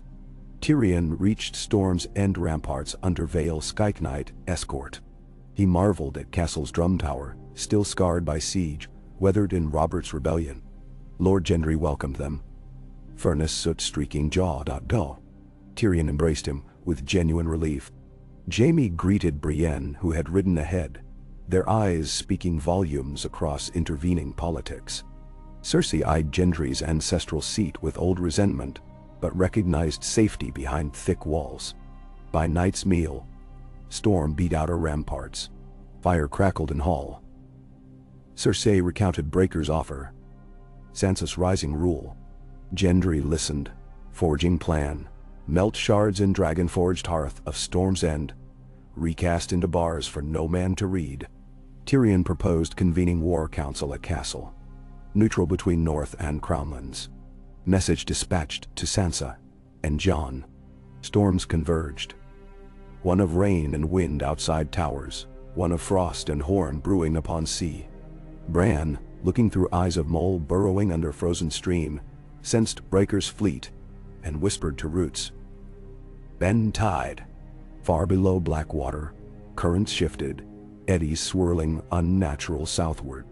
Breaker's navigator frowned at compass spinning, but Breaker laughed. The horn calls water as well as wind. In King's Landing, Sansa prepared to ride for Storm's End. She named Davos Hand Regent, kissed the hilt of a northern steel dagger, strapped it under cloak. Lyanna insisted on accompanying, as did Brienne's squire Podrick. Gendry's coastal beacons sent flares behind them, a chain of fire along cliffs. 5 leagues from Storm's End, their column joined with Arya's returning Storm Maiden crew overland. Sisters embraced. 3 Starks under lightning sky, 4 counting Jon's raven aloft, met within ancient keep where wind always hummed through arrow slits.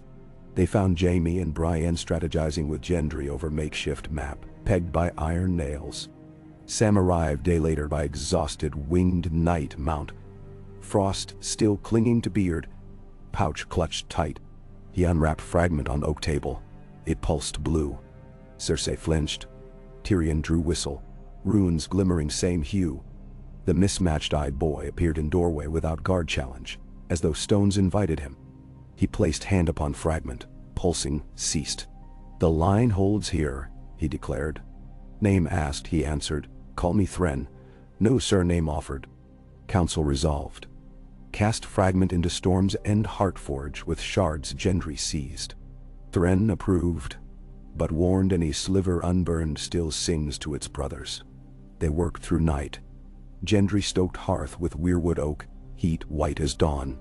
Shards writhed, dripping into crucible, shrieking like ice meeting flame, then silenced. Molten blue iron poured into ingots dull gray before cooling. Arya suggested forging currency for Dorne markets. Ironically, Tyrion laughed for first time in months. Breaker's fleet approached Cape under thick mist, shards within chest suddenly mute. He sensed sabotage, raged, ordered half his ships ashore to storm castle before Horn lost forever. But currents Bran bent dashed, leading galley against submerged reef. Hull split, masts snapped. Panic spread. Ironborn sentries on seaward wall lit signal. Storm's End manned scorpions, bolt after bolt skewering enemy decks. Arya and Brienne led sortie down causeway, blades flashing. Breaker shouted commands, rallied men about him, his bone eye patch gleaming. Jaime and Jon fought side by side for first time, wolves and lions bound by frost, common foe. Amid clash, Thren moved through melee untouched, whistle at lips. One drawn note, high and clear. Sea retreated a whole pace. Whites rising from surf staggered then collapsed, frost leaving their joints like breath in sun. Breaker stared incredulous. He charged Thren, horn half from chest, but ghost barreled in, teeth clamping Breaker's sword arm. Horn dropped, rolling across damp sand. Cersei, from battlement, spotted object, eyes widening at power to topple walls as surely as wildfire. She descended stairs, sleeves billowing. Fight swirled. Jon faced Breaker freed of wolf. Swords clashing. Breaker fought with frenzy of man who welded fate to single note. His blade swept, long claw met steel, sparks scattering. Breaker kicked sand, dashed for Horn, but Arya intercepted, dagger slipping between ribs. Breaker gasped, fell. Cersei reached Horn, lifted it, weight unexpectedly light. She raised to lips. Tyrion saw, shouted. Jaime sprinted, lunged, knocking Horn aside just as Cersei exhaled. Only soft hiss emerged. A wisp, not blast. Horn cracked down center, splitting like rotten fruit. Energy discharged upward in silent ripple. Sky for heartbeat glowed faint azure, then returned to storm gray.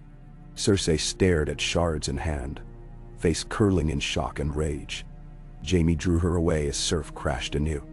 Enemy survivors fled to ships, which, sails shredded, struggled to pull from rocks. Within hour, battle ended. They gathered on beach where campfires cracked. Thren placed cracked horn upon stone, gestured area.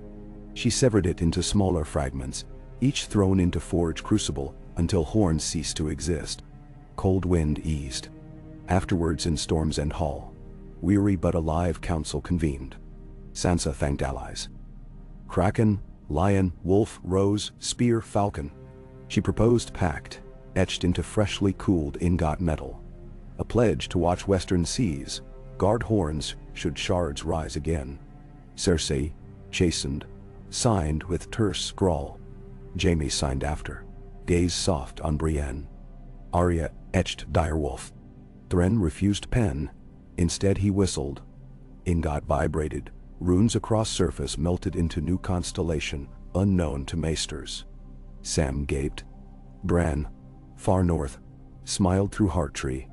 Jon departed next day for Wall, with new dragon glass. Gendry accompanying to teach forge. Arya sailed south with Yara to dismantle remaining Shadowfleet. Cersei chose to stay under guard in Storm's End, perhaps sensing world grown beyond old games. Tyrion remained by her side, though often on ramparts with wine and maps. Sansa rode back to King's Landing as Queen confirmed, wolves howling along road towers in echo of pact. Winter still marched, but the Horn lay silent. Shards slag. The line for now held. And in the hush that followed clash of storm and shore, people of Westeros found a moment to breathe, to mend nets, to whisper that perhaps this season of exile and frost would not end the world, merely teach it new songs. Nangu, Ha. PGSQL. Raw dawn peeled across the eastern sky like the inside of a split pomegranate, bleeding pink over Storm's End's massive drum tower. The castle's granite still whispered of the night's rain, chill mist rising in ribbons from merlons and slanted slate roofs.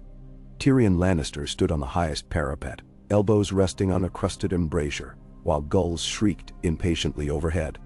His cheeks smarted from salt air, and the smell of damp stone reminded him, in some crooked way, of early childhood mornings in Casterly Rock, when he had been small enough to believe a fortress could keep the whole world at bay. He drew a long breath, tasted brine and wet iron, and told himself the illusion of safety was worth savoring, if only until breakfast. Below him the yard stirred fitfully. Smiths stoking Gendry's forges back to white heat, Dornish grooms leading sand steeds toward the postern gate, Vale squires rubbing sleep from their eyes while they hoisted painted falcon shields onto rain-damped carts. Amid that bustle, Ser Brienne moved with the surety of a watchtower come to life, issuing soft-spoken orders to a mixed clutch of Northmen and Baratheon men-at-arms, who were learning awkwardly to drill side by side. No one raised a voice. Last night's fight on the Strand had scoured them clean of doubt. Shared survival forged obedience as surely as Gendry's hammers forged ingots. Even the lions wore the wolf's quiet. Tyrion let his gaze drift beyond the curtain wall to the rack line, where tides still foamed among black timbers from breakers, shattered longships. Ravens hopped and fluttered there, plucking at drowned men in faded leather. A week ago that sight would have twisted his stomach. Now it only coaxed a weary sigh. He had not grown callous, only rationed outrage to matters he could shape. Footsteps scraped behind him. Jaime's voice followed, low and hoarse with sleeplessness. "Counting the dead, little brother?" Tyrion smiled without turning. "We never stop counting. We only pretend the numbers end with daylight." Jaime joined him at the battlement, gold hand resting on stone slick with dew. Damp breezes flattened his hair against his brow, exposing the white streak that wound from temple to crown. "Thren is gone," he said after a moment. Brienne posted sentries at every gate, but the boy walked out before the second cockcrow. No one saw. Tyrion's shoulders sank. Line keepers are not easily caged. He'll surface where the next breach looms. Jaime studied him. "You sound almost certain. Anything that unsettled breaker unsettles me." Tyrion replied, "Better to call him ally than myth." A solitary bell tolled from the inner yard, burst of the morning sequence. It was the cue for council, and both brothers knew it. Jaime lingered another breath, as if wishing dawn could be held by will alone. "Cersei won't stay quiet forever," he murmured. "If she sees a lever, she'll pull it." Tyrion blew a plume of mist into the cold. "Then keep the levers hidden, or give her one so heavy it snaps in her grasp." He flicked Jaime a look half fond, half fatalistic. "You taught me that, though perhaps not in words." They descended the narrow turret stair together, boots clicking. The great hall's oaken doors stood ajar, lamplight glimmering on flagstones, and the smell of leek broth drifted like a promise. Inside, the long map table had been cleared of ingots and scrap. Fresh parchment, thick, cream-colored, salted to resist damp, waited beneath clean quills. Sansa sat at the head, hair braided into a crown, the charred wheat stalk still woven near her right ear. Jon, only 2 hours off the saddle after riding through a second night, leaned over her left shoulder, reading what she wrote in a script as slender as needlework. Gendry stood behind a row of half-empty flagons, pouring black ale for anyone who gestured. Sam shuffled papers, blinking as though half awake, but whenever he glanced at the sealed pouch on his belt, his eyes sharpened. Cersei occupied a cushioned settle near the hearth. A single chain looped loosely round one wrist, more symbol than bond, its other end clipped to the settle's iron clawfoot. Sparks from the fire traced red across her cheekbones. She wore a plain dun traveling gown now, no brocade, no jewels, yet nothing about her looked diminished. She observed each arrival with hooded calm, like a lioness beneath winter fur. When Tyrion slid into the open chair opposite Sansa, the queen offered a tight smile of greeting, one politician to another. At the risk of encouraging morning quarrels, she began, "We must decide which road bears our heaviest wagons. North to the Wall or south to King's Landing. Dragonglass surplus steel, seed grain, we cannot escort everything everywhere." She laid a fingertip on the parchment. "We need a ledger of need." Sam cleared his throat. "The Wall first. Joan's scouts report 3 more dead fishing villages along the shivering shore. They'll starve before they freeze if we don't resupply." Jon dipped his chin once, but his eyes flicked toward Cersei's chain as if measuring risk. Gendry set a flagon in front of Sam Todd. "I can finish forging spearheads here, then we cart them north." His forge-blistered hand wrapped the cup, but he did not drink. "If the city riots again, we may wish we'd kept more steel south." Brienne, now stepping through the archway, answered that with a soft laugh. "Steel and crates won't stop riots, my lord. Bread does." The point hung bitter in the smoke until Arya pushed from the wall's shadow. Arms crossed. "I'll take Storm Maiden back up the coast with the first grain convoy. Yara's Hammerfall can ride shotgun." Her tone held neither boast nor question. Sansa's lips curved minutely. She nodded. 2 ships, 24 longboats. Best enough to outrun any raider. She tapped quill, added a line. Cersei's gaze shifted, quick as an adder. "And what of me?" she asked softly. "Will I be displayed in a northern cage, or paraded through the capital as a wolf's trophy?" Jaime tensed, but said nothing. Tyrion folded his hands. "The realm has more pressing spectacles," he replied. "You'll travel with Sansa to King's Landing, under escort. There you will abide within the Red Keep. Guest, not prisoner, until a trial can weigh your part in last year's fire." He paused. If any still crave such a reckoning, Cersei's eyes glinted. "A gilded cage," she murmured. "History repeats, only the bars change color." Conversation turned there, fracturing into logistic squalls. Ships, wagons, ravens, coin. 2 hours later, they had hammered out a wobbly itinerary. Arya's fleet? Grain north, dragonglass north. Forged steel divided. 1/4 for King's Landing Armory, 3/4 for the Watch. Sam would ride with Jon to Castle Black, bringing the Skagos Shard's witchfire ashes, for study and disposal. Gendry would remain at Storm's End another fortnight, recasting melted ingots into crop blades for Reach tenants burned out by last season's skirmishes. Sansa would depart by the Rose Road in 3 days' time, with Cersei, Tyrion, Brienne, and a mixed escort under Lyanna Mormont. The chain between wolf and lion would thus extend from Tidewater to Crown. At last Sansa laid down her quill and massaged the bridge of her nose. "We adjourn. Sleep if you can, for night travel begins anew." Chairs groaned, and the council dissolved into murmurs. Tyrion crossed the hall toward Sam, meaning to ask about Horn lore, when a lithe figure intercepted. "Thren, once more. No guard had announced him. No door had opened. He smelled faintly of cedar smoke and seaweed. "Follow," he said, then pivoted and slipped through a side alcove. Tyrion hesitated only a heartbeat before trailing him along a passage seldom used, lit by arrow slits where gulls' shadows glided. After a dozen paces, Thren stopped at a recess in the wall, a narrow embrasure overlooking the surf far below. He pressed a palm to damp stone. Runes brighter than lichen pulsed for an instant beneath the skin, then faded. "The line here remains whole," he murmured, "but it frays in the riverlands and the shadow of Harlaw." Tyrion dampened his lips. "Speak plainly, boy." "Not boy," Thren corrected without heat. "Linekeeper. Your tongues forgot our name. Call us what you must." He tilted his mismatched eyes. "Breaker served the mother of ravens, yet he was but one feather. Another stirs.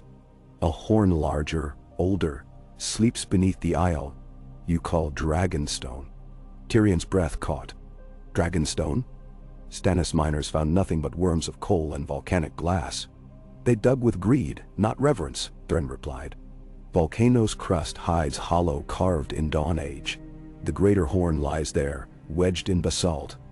Silent only because its mate lies sundered." He fixed Tyrion with a gaze unblinking. "Mother of ravens seeks it." Tyrion ran a shaking hand over his beard. "We cannot fight ghosts and rumors." Thren placed 2 fingers against Tyrion's chest. A flutter passed through the dwarf like lightning half-sheathed, and suddenly he tasted ancient snow on his tongue. Images hammered behind his eyes, a moonless cavern glimmering with black crystals, a rib-thin horn longer than a galley's mast, its surface filmed with frost that dripped upward like smoke. Around its mouth clung ragged feathers, raven, crow, gull, all rhymed in hoarfrost. Wind moaned in the vision, and something deeper than lungs inhaled, preparing. Then the images vanished, leaving Tyrion stumbling against the wall, breath ragged. Thren's hand fell. "Not rumor," he said. "Find coal-fired dragons of Targaryen tombs, dig beneath. Wake the stone before she wakes the horn." Tyrion swallowed broken air. "Why show me?" "Because no one else listens between lines," Thren answered. He turned, melting into gloom.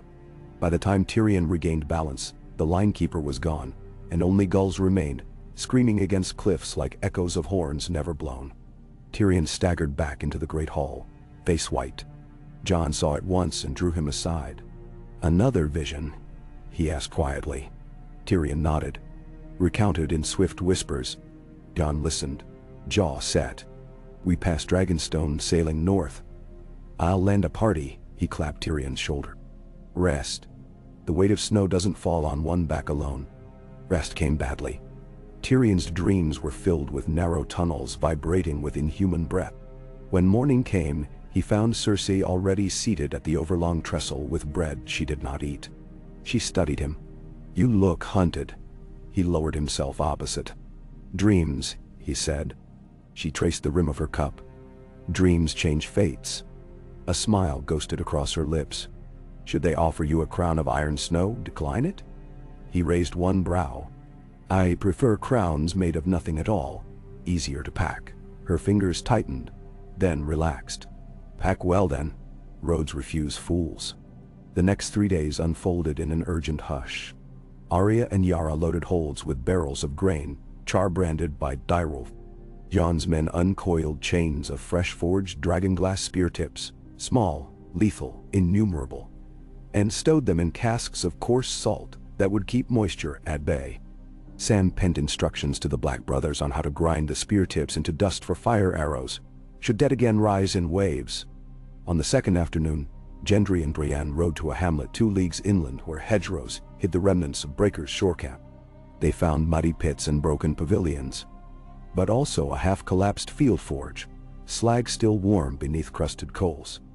Gendry sifted the slag with tongs, uncovered a twisted dagger of glassy black, ice steel fused by lightning heat. Rune shards glimmered along its spine. He sheathed it in oiled linen, face grim. "Even shattered it glows. We must cast it again. Back at Storm's End." He folded the shard into fresh iron, diluting its cold pulse, until only a faint shimmer remained. He used the alloy to craft a single dagger with a dire wolf on one side of the crossguard, and a lion on the other, edge keen as sunrise. He presented it to Brienne. "Carry it into shadows," he said. She accepted, hefting weight. "Let's hope it never wakes." By dusk of the fourth day the coaling fleets were ready. Joan's men filed onto the Storm Maiden, black cloaks brushing newly tarred planks. Ghost bounded up after, paws silent, nose twitching at salt wind. Sam climbed last, then looked back at Sansa and Tyrion on the pier. "Ride often. And please, choose ravens that have never eaten breadcrumbs off a baker's cart. The last one I've got down south shits on every scroll." Sansa laughed, pecked his cheek. "I'll select only the most dignified birds." Arya hugged Sansa once, tight and rare. No words. Then she swung aboard, catching a coil of rope mid-air. Yara saluted from Hammerfall's quarterdeck. Within the hour, both ships leaned into a fresh southerly, sliding out between broken masts of breakers' wrecks. The sea accepted them with long cold swells and a hush like withheld breath. Storm's End grew small on the horizon, but the drama inland only deepened. Sansa departed 3 days later. 50 riders, 15 wagons, a dozen white mules pulling bronze-bound chests of ingots. Brienne rode point. Cersei and Tyrion shared the 6th wagon. She inside the curtained litter, he on the bench next to a driver so ancient he'd fought for Maegor the Cruel's cousin's cousin. Lyanna Mormont wore brigandine patched with new moons, her face as fierce as ever, though Tyrion noticed she now carried a small wooden icon of a bear cub around her neck, tied with leather lace. Perhaps even cubs learned prayer. The first leg across the Dornish marchlands passed without incident. Only sandstorms and the occasional shepherd squinting from beneath a ragged turban. But 2 days north of Blackhaven they discovered a string of gutted farmsteads, barns burned to the foundation, livestock throats opened and left to rot. Strange black feathers, longer than raven, shorter than swan, littered the straw, each caked with a gray dust that clung even in wind. Brienne crouched, turning one over. This wasn't bandits. She sniffed the dust. Saltpeter. Tyrion's eyes narrowed. "Could be," he said. "Or ash from burnt horn fuel." He gathered a handful into a sealed vial. That night, around a low fire in a ruined orchard, Cersei sat outside her litter rather than inside. Flames flickered in her eyes when Tyrion showed her the feathers. "Your mother of ravens hunts ahead," she murmured. "Scorch the storehouses, starve the beating heart." Her mouth twitched. "I have used that tactic myself." She met Tyrion's gaze. "We ride into a famine of design." Tyrion knelt, stoking the fire with a branch. "Then we must outrun it, or feed on it," she mused. "Hunger breeds desperate loyalties." Sansa, overhearing, stepped into the firelight. "The crown will feed loyal and disloyal alike," she said. "Who serves when bellies grow full matters more than whom we feed first."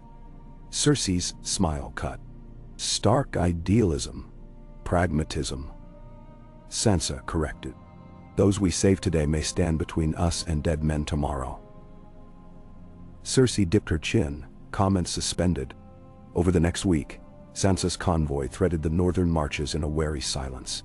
Scouts, under Lyanna, fanned ahead, returning nightly with fresh rumors. Sellsword bands in the Hayford woods, antlered necromancers south of the Trident, whole villages migrating west in search of unburnt fields. Each report read like another stitch, unraveling from a garment. Yet rivers of refugees also brought news that beacons along the King's Road, Gendry's handiwork, still burned, guiding caravans to grain depots where Night's Watch rangers distributed bread for simple labor. Joan's vision of unity had become a patchwork reality, tenuous, but real enough to slow collapse. Meanwhile, at sea, Storm Maiden and Hammerfall tacked toward Shipbreaker Bay's mouth, hugging coast. On the third night, Arya spotted the volcanic cone of Dragonstone, a league off starboard, its slopes smoking in the moonlight. She ordered sails reefed. Jon and a dozen knights' watch slipped into 2 longboats with shovels, lanterns, and hearts thudding. Sam insisted on joining, clutching a satchel of parchment maps and the dagger Gendry forged for him. blade black as mirror midnight. They landed at the old fishing dock below Dragonstone's basalt cliffs. Jon ascended a crumb-blasted stair cut in the rock centuries ago by Valyrian masons, ghost leading hackles up. At the summit rose the silent yard, where statues of long-dead dragons perched on plinths like frozen sentries. The castle itself loomed beyond, its towers shaped as talons and wings. But Thren's vision guided them not to the keep, but to the collapsed lava tube under the western wall, a maw yawning above crashing surf. Sam unrolled a chart, fingers trembling. "Subduction vents run here," he whispered. "If a cavern exists, it will be behind this throat." With ropes and pitons, they descended into darkness, lit only by lantern glow. The air turned sulphurous, damp. After 200 feet, the tunnel widened into a vaulted chamber, scabbed with obsidian veins. At its center lay a long ridge of basalt split by a jagged, symmetrical fissure. Embedded in that fissure, as if birthed by the mountain's wrath, jutted the horn Thren had shown Tyrion. It was far larger close up, longer than a longship's keel, hewn not by hand but by some impossible force. Frost glazed its surface in spiderweb patterns, though the air steamed with volcanic heat. Sam's lantern sputtered, burbling in protest. Jon stepped close, sword drawn. The horn thrummed at the blade's proximity, faint yet distinct, like a hair-off-pitch note in a choir. He laid a palm against the surface and felt cold pierce leather into bone. Faint voices whispered at the edge of hearing, dead men begging, a child sobbing, battle cries from wars unremembered. He snatched his hand back, breath fogging. Sam studied the fissure, eyes wide. "Hematite and obsidian converge here," he muttered. "The horn is trapped by natural glass. Remove enough it might slide free, or the cavern might collapse," Jon said. Ghost snarled low at some unseen threat. A rustle behind spun them. Lanterns shattered on bare rock, plunging the cavern into gloom, broken only by the eerie frost glow of the horn itself. Shadows shifted, thin figures draped in gray rag robes, faces hidden behind wooden masks painted like raven beaks. The light from the horn carved bone edges into their silhouettes. Each held a slender blade glinting black. Mother of Raven's disciples. Jon stepped forward, sword raised. "We are here for bread, not horns," he lied. Masked figures answered by raising bone flutes to lips, the same length and hue as horn shards. The first notes were too soft to hear, yet Jon felt them vibrate through sternum, buckling knees. Sam shouted something drowned by internal roar.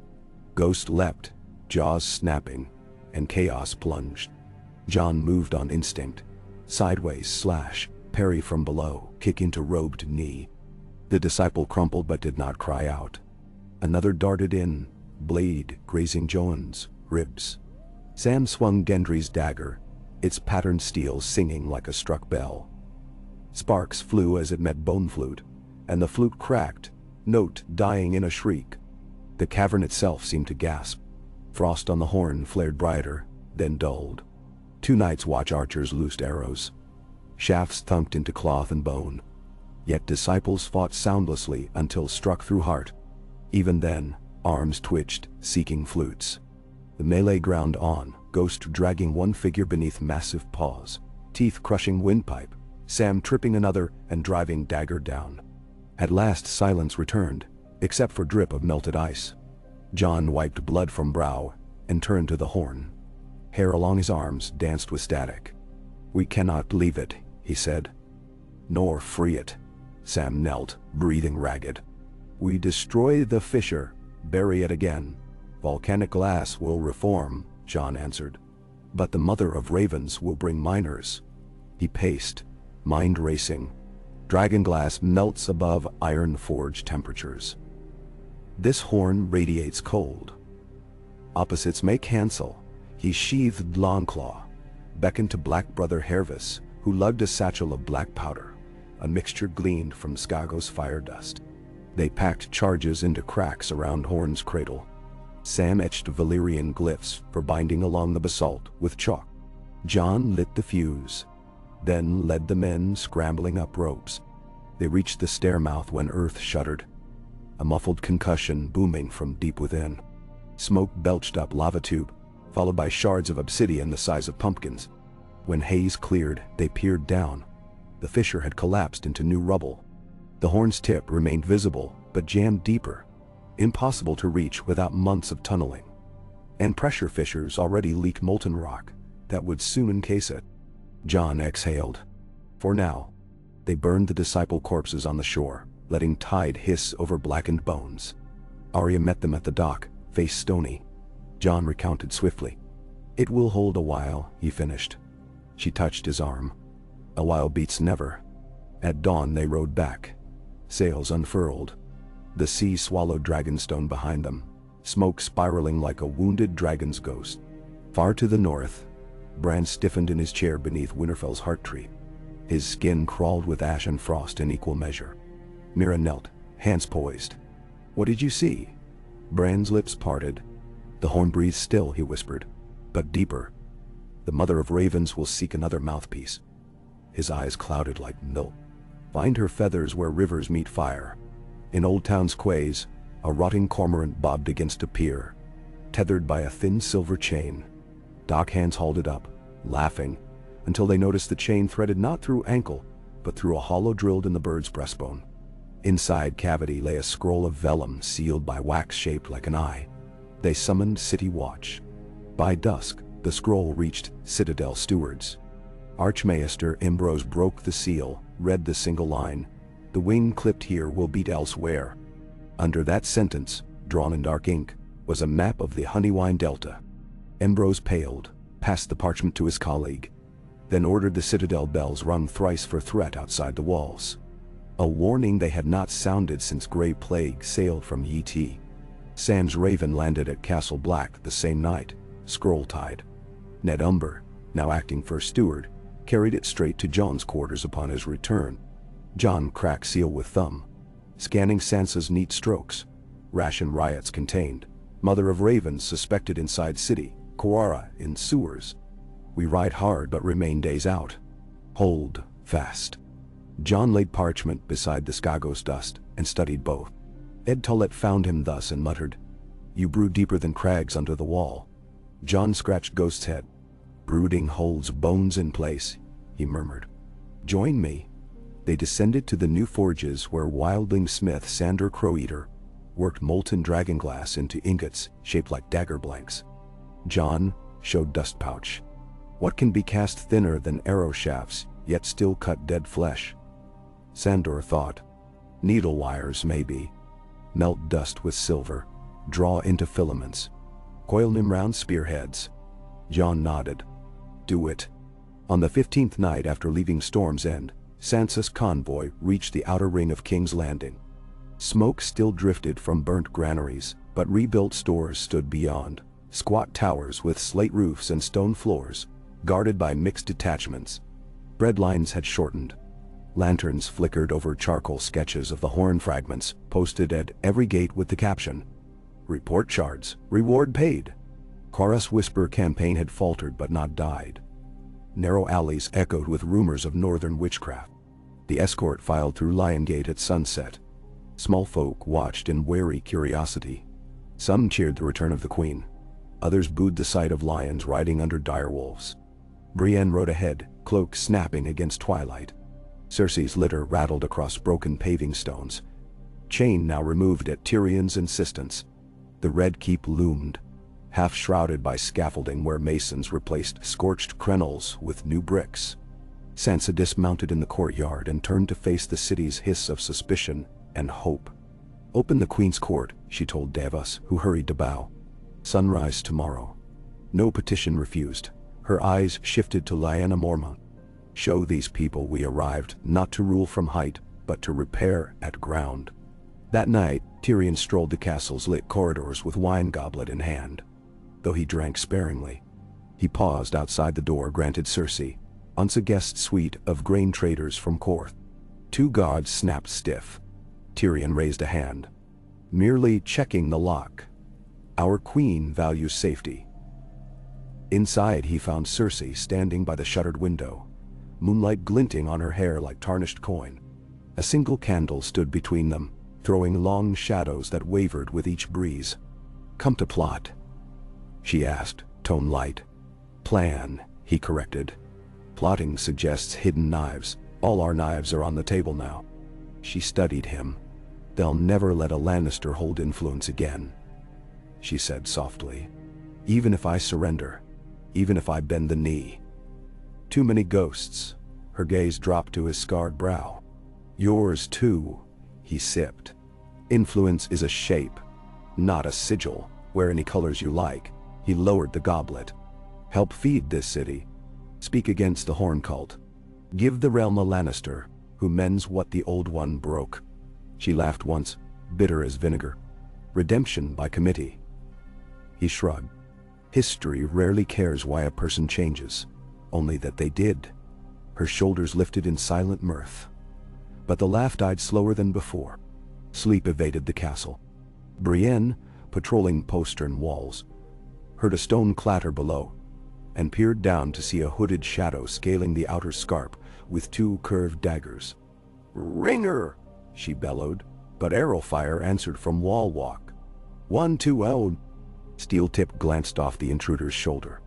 The figure swore in ferocy, loose accent unmistakable. "Korra." She leapt into a drain archway and vanished. Brienne called pursuit. Torches spilled into night. They found only an empty sewer grate and a smear of blood that led to the street of silk. Brienne cursed. The cult wove threads too deep. In the Dornish Sandship Tavern near Fishmonger's Square, the Mother of Ravens herself received Korra at dawn, under feeble lanterns. The Feroci assassin bled through bandage. "The wolf returns," she rasped. Mother's eyes, black as jet and lidless, fixed her. The horn's cradle stillborn, new mouth sought. She leaned forward, creaking like old timbers. "The greater horn will not sound without the wind of children." Her fingers tapped table. Tick, tick, tick. "Fetch me the wolfling queen's heir, rip its breath, feed it to frost." Korra's eyes widened. "She is not with child." Mother's smile showed gums tattooed with tiny feathers. "She will be. The line breeds lines." She gestured. Attendants closed in. Korra's protest lost in incense smoke. 3 weeks dragged.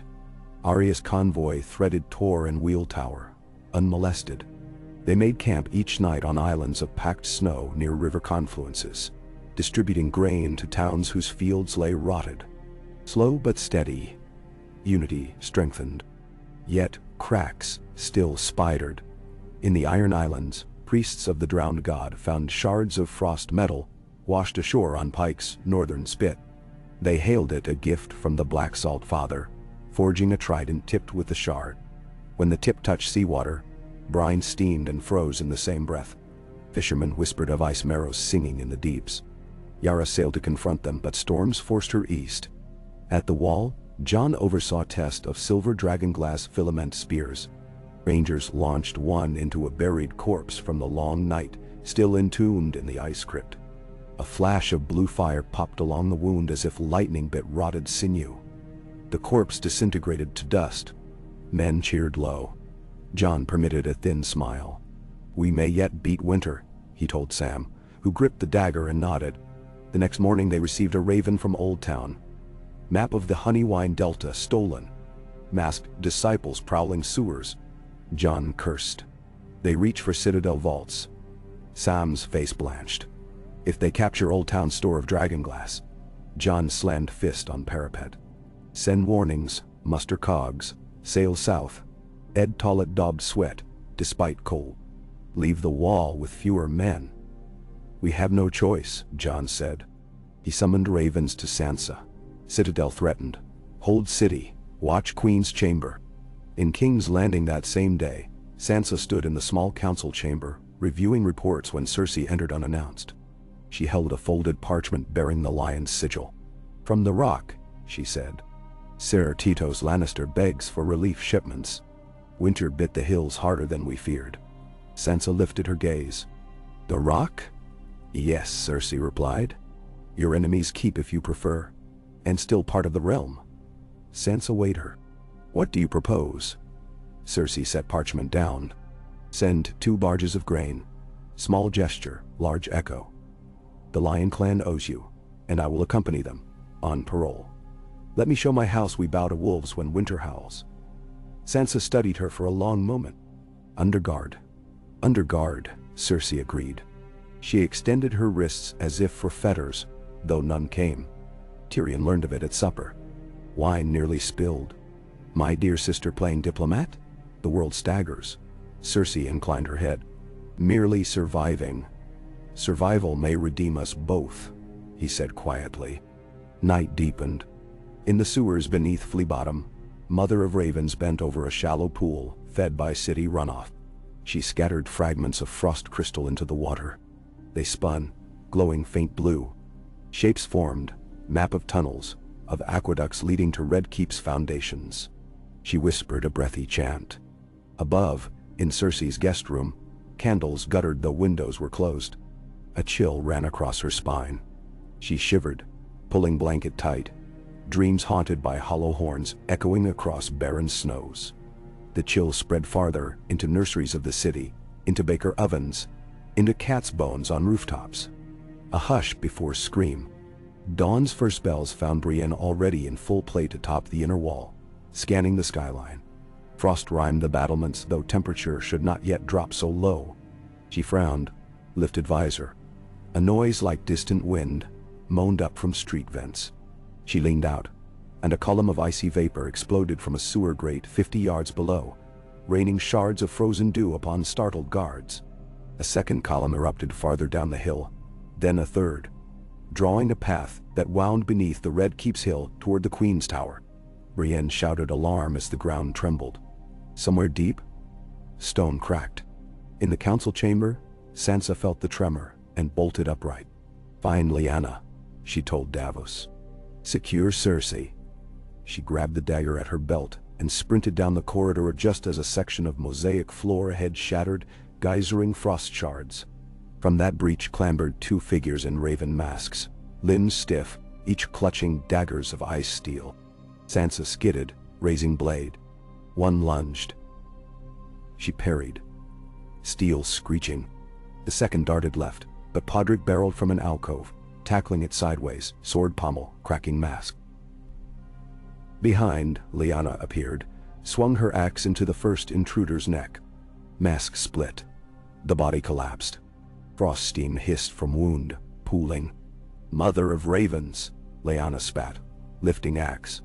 "Roots in our own cellar." Sansa blew a breath. "Cersei, quick." They reached the guest suite an instant before another tremor rippled. Brienne was already there. Shield braced. "She's gone," she snarled. The window lattice hung ajar, lock snapped from within. Below in the courtyard, hoofbeats clattered. Cersei astride a dappled mare, rein snatched by a cloaked rider wearing sea-green hood. Not Breaker. Another. They galloped through the postern. Guards toppled behind. Sansa's face went pale. "Linekeeper?" she asked Brienne. "No," Brienne answered. No mismatched eyes. She turned. "Kara, but to." Tyrion arrived, breathless. "Where?" Sansa pointed. Fury warred with fear in his gaze. "Iron Gate. I know a shorter path." He ran. Lyanna on his heels. The chase spilled into the city. Cersei's captor drove the mare hard toward the river gate. Alley dogs scattered. Market stalls crashed. Tyrion and Lyanna cut through a tannery yard, bursting onto the street as the horse thundered by. Tyrion hurled a dagger. It missed, clattering off cobblestone. Lyanna's throwing axe flew truer, burying in the rider's thigh. Kara yelped, lost seat, tumbled. The mare reared. Cersei hit pavement hard, rolling into a pile of netted fish. Tyrion reached her first. Kara, left leg useless, crawled. Lyanna yanked, axe free, placed boot between assassin's shoulder blades. Cersei's breath came in ragged gasps. Blood dripped from her temple, but her eyes blazed. "She wanted me alive," she hissed. "To bait you all." Tyrion knelt, checking wound. "No, to bait your house." He looked at Kara. "Who else?" The Feroci spat gray foam. "Feather to feather. Wing beats on." She bit something between her molars, Lyanna jerked back, but foam spilled. Cora convulsed, dead. Whatever poison melted her tongue also frosted her eyes in seconds. Sansa arrived with guards, took in scene swiftly. "Bring Cersei back," she ordered, voice like drawn steel. She regarded Cora's corpse. "And burn that." Through the morning city raged with rumor. Ice witches in the drains, they said. The Lion Queen stolen by ghosts. Sansa countered by opening the Queen's court as promised, sitting wounded Cersei beside her, bandaged brow displayed. Together, they heard pleas until dusk, showing the city its fear had failed. Bread and justice, 2 bricks mortared against conspiracy. At the wall, Jones Ravens reported the assault. He clenched the scroll, turning to Sam. "They escalate. They lose fragments. They seek blood instead," Sam replied. Ghost paced, uneasy. "We must end this." Jon nodded once, slowly. "Not with spears only." He gazed at the horizon. "With stories stronger than horns." Night settled over 2 worlds. The southern seat of kings and the frozen ramparts of watchers. In each, fires flickered, tiny, stubborn. The mother of ravens, deep in sewer chapel, listened to a conch shell stir with distant thunder. "The horn still sleeps," she murmured, eyes closing. "But children wail, and their breath is wind enough." She reached into brazier, seizing a coal that burned blue. "We pluck a sun from snow, or a seed from wolf womb. Either yields sound." Far away, in Winterfell, Bran felt that coals echo and whispered to the wind.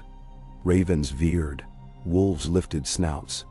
Somewhere, Thren hummed a warning note unheard by men. Dawn again, and the long game ground on, inexorable. Each piece sliding across the board, ice and blood, bread and iron, toward a horn not yet sounded, but whose silence had become the loudest promise in all the waking world. "Ah-Kay." The last of autumn's golden leaves gave up their struggle against the wind, as Sansa's government settled itself, root by root, deeper into the stone and mud of King's Landing. Each morning, cold and brisk, began with new reports. Food shipments arrived, bandits repelled, small folk pressed around market stalls, hungry not just for bread but for certainty. The wolf banners rippled at every major gate and above the granaries. And though rumors about the mother of ravens still trickled through the gutters, the city's fears retreated step by step from panic to wary hope. In the great hall, Sansa Stark made a ritual of walking the length of the floor before dawn, alone, except for the guards keeping watch from the gallery. She would pause at the empty iron stand that had once held the melted remnants of the old throne, then trace her steps back, listening to her own footfalls echo against the walls. It was a way of marking the hours, a reminder that even in victory the North was not so different from the South. Stone, fear, the weight of legacy pressing down on each day. That morning, Tyrion joined her, holding 2 steaming cups of chicory brew and offering one with a faint smile. She took it, grateful for the warmth, and together they leaned against a window slit, gazing down at the awakening city. "You ever wonder," Tyrion mused, "if the stones remember who built them, or just who sits above them now?" Sansa considered. "I think they remember only the blood spilled in their name. Every king leaves something behind. I'd rather mine be grain than ghosts." "Then," he chuckled softly, then glanced sideways, voice dropping. "There are rumors again in the docks. Mother of ravens seen whispering to fishwives, children vanishing on the North River bank. Too many black feathers, not enough crows. Our Kawara left marks even in death. Bread, Tyrion. Keep the ovens lit, the stores open, the forges burning. Fear starves when hope is fed. We'll answer shadows with light." He tipped his cup in salute, but his gaze strayed. "The line keeper? Thren? He's not been seen since Storm's End. Perhaps his song is spent. None. Or he walks another shadow," Sansa murmured, and together they finished their brew in companionable silence. By noon, Brienne was drilling new city recruits along the river road, her voice clear and patient. Over the clatter of wooden swords, Davos oversaw the granaries, working closely with Lyanna Mormont, who by now had a rough map of every alley and warehouse in the city. Arya was gone. Her note left on Sansa's desk was as brief and cryptic as her smiles. Sails east, hunting what haunts the water. Send word if you need blood, not just bread. Cersei had been kept mostly to the royal apartments under loose guard, her wounds healing. She watched from the window, keen eyes following every movement in the yard, lips pressed thin. She'd made herself useful, reading ledgers, offering sharp suggestions about logistics and trade, and even occasionally listening more than she spoke. But Sansa never left her unguarded, nor allowed her any private time with quill and parchment. The city's small folk had not forgotten Cersei's last reign, nor had they forgiven. But when she walked in the gardens with Sansa, or attended open court beside the queen, the message was clear. Lions could kneel to wolves. Some among the older merchant houses began to whisper that perhaps there could be a place for all the exiles, even the proudest. The rumors of the Horn cult did not abate. Word spread that the Shadow Fleet still hunted the narrow sea, that a greater horn slept in Dragonstone's black bones, that the Mother of Ravens had agents in every city from White Harbor to Old Town. But the Mother herself, despite Korra's failed gambit and the collapse of her horn plans, did not reveal herself. Instead, subtle tests began anew. In the night, a baker's boy was found dead near the mud gate, lips blue, eyes open to the dawn. Under his tongue, the guard found a scrap of waxed linen with the rune for lying inked in blue glass powder. Lyanna and Brienne hunted the alleys but found nothing except the certainty that the old dangers had not passed. Letters arrived from the Vale. Robert Arryn had dispatched additional Skyke Knights to patrol the King's Road, eager for some distinction in this age of wolf queens. From River Run, Edmure Tully reported on a surge in river traffic. Trade growing, but so were the numbers of itinerant preachers and wild-eyed refugees, bringing talk of horn and storm and old magic walking. Sansa sent measured replies and increased her own patrols, but there was always a sense of chasing shadows, never catching them. At the Wall, Jon Snow watched as the first true winter storm descended. The sky thickened with steel clouds, and the world narrowed to a tunnel of blowing snow. Supplies arrived just in time, convoyed by Arya's fleet. Gendry's dragonglass spearheads and Sam's wire filaments were forged into new tools for the Night's Watch. Arrows, pikes, even slingshot shot for the youngest stewards. Each batch was counted, checked, and recounted, then distributed with a grim sense of ceremony. Wilding scouts reported that the dead, for now, did not stir.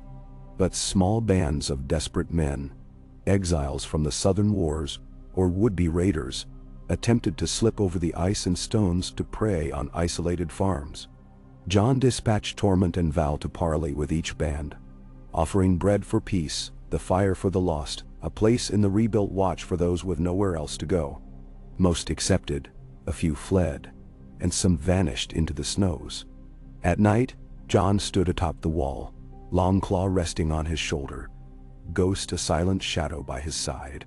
He remembered the horn, buried deep in Dragonstone, and wondered if winter's peace could last. In the darkness, the linekeeper's words returned to him, not rumor. Find the dragons of Targaryen tombs, dig beneath. Wake the stone before she wakes the horn. Sam was tireless. In the forges, in the libraries, in the rookery, he worked with an energy that startled the older maesters.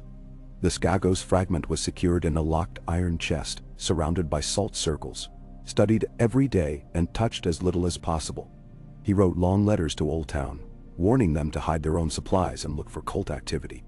He and Jon walked the wall together one night, wind howling hard enough to flatten their voices. "I dreamt of Bran," Sam said, voice muffled by his scarf. He said the horn breathes still but deeper, that the Mother of Ravens will seek another mouthpiece. What if she means to take the Wall? Jon looked east, into the snow. She's tried to take everything, horn, city, blood, but she's never held the fire. That's ours. Sam nodded, but his eyes stayed on the blackness beyond the torches. On the journey from Dragonstone, Arya had followed the trail of the Horn cult across the stepstones. She captured 2 black-sailed ships, their holds filled not with horn shards, but with blue-glazed amphorae and cages of frightened children stolen from the coasts of the Summer Sea. Arya's blade was quick and clean. She slit the throats of every cultist she found, and returned the children to the Tyroshi authorities. Word spread that the Wolf Queen's sisters sailed the sea, and cult activity grew furtive. But Arya found a letter sealed with a black feather, hidden in the lining of a cultist's coat. The letter was brief, a list of names and places: Lys, Bravos, Pentos, White Harbor. A code at the bottom, which Gendry later helped her decipher, named a time: the next full moon. Arya set her sails north and sent warning ravens to Sansa, Jon, and Bran D. The cult was planning something, a meeting or a summoning, and the night of the full moon was only days away. In Winterfell, Bran met the message with a grim calm. He spent the night beneath the Heart Tree, letting the old gods show him what lay along the rivers and roads. He saw men and women in black robes, digging beneath the stones of the ancient ruined holdfasts. He saw ships docking in fog-choked harbors, cargoes unloaded in silence. He saw the Mother of Ravens crouched in a damp cellar, painting a spiral in blue glass and whispering to a room full of wide-eyed children. But he also saw Sansa's torchlit courts, Jon's rangers drilling under starlight, Arya's long knife flashing silver on a stormy deck, Tyrion's hand sketching new roads on old maps. He saw Brienne teaching girls to fight, Davos reading by the candlelight, Gendry at his forge, Sam in his library, and above all he felt the slow pulse of hope running through the stone and ice and mud of the realm. The night of the full moon came with a thin snow that drifted even to the southern riverlands. In King's Landing, Sansa and her council prepared. The city gates were shut, patrols doubled, the sewers sealed and watched. But nothing happened. Not in the city, not on the roads, not in the river towns. It was in White Harbor that the Mother of Ravens struck. She came cloaked as a trader, bearing casks of salt and dried fish. Her followers mingled among the crowds, celebrating the end of the autumn harvest. When the moon was highest, her disciples fanned out to the orphanage on the east bank and the main grain warehouse. In a matter of minutes, they had seized 50 children and set fire to the grain stores. The alarm bells rang, but the city guards were spread thin. The cultists vanished into the darkness, the children with them. Wyman Manderly's men pursued them to the edge of the marshes, where they found the bodies of 5 children slain, black feathers shoved in their mouths. The rest were gone. A note pinned to the door of the orphanage read, "The next horn sounds only for those whose blood is lost." The line breaks, the breath is drawn, the night resumes. Sansa received the raven at dawn and sent her own warnings to every city and castle.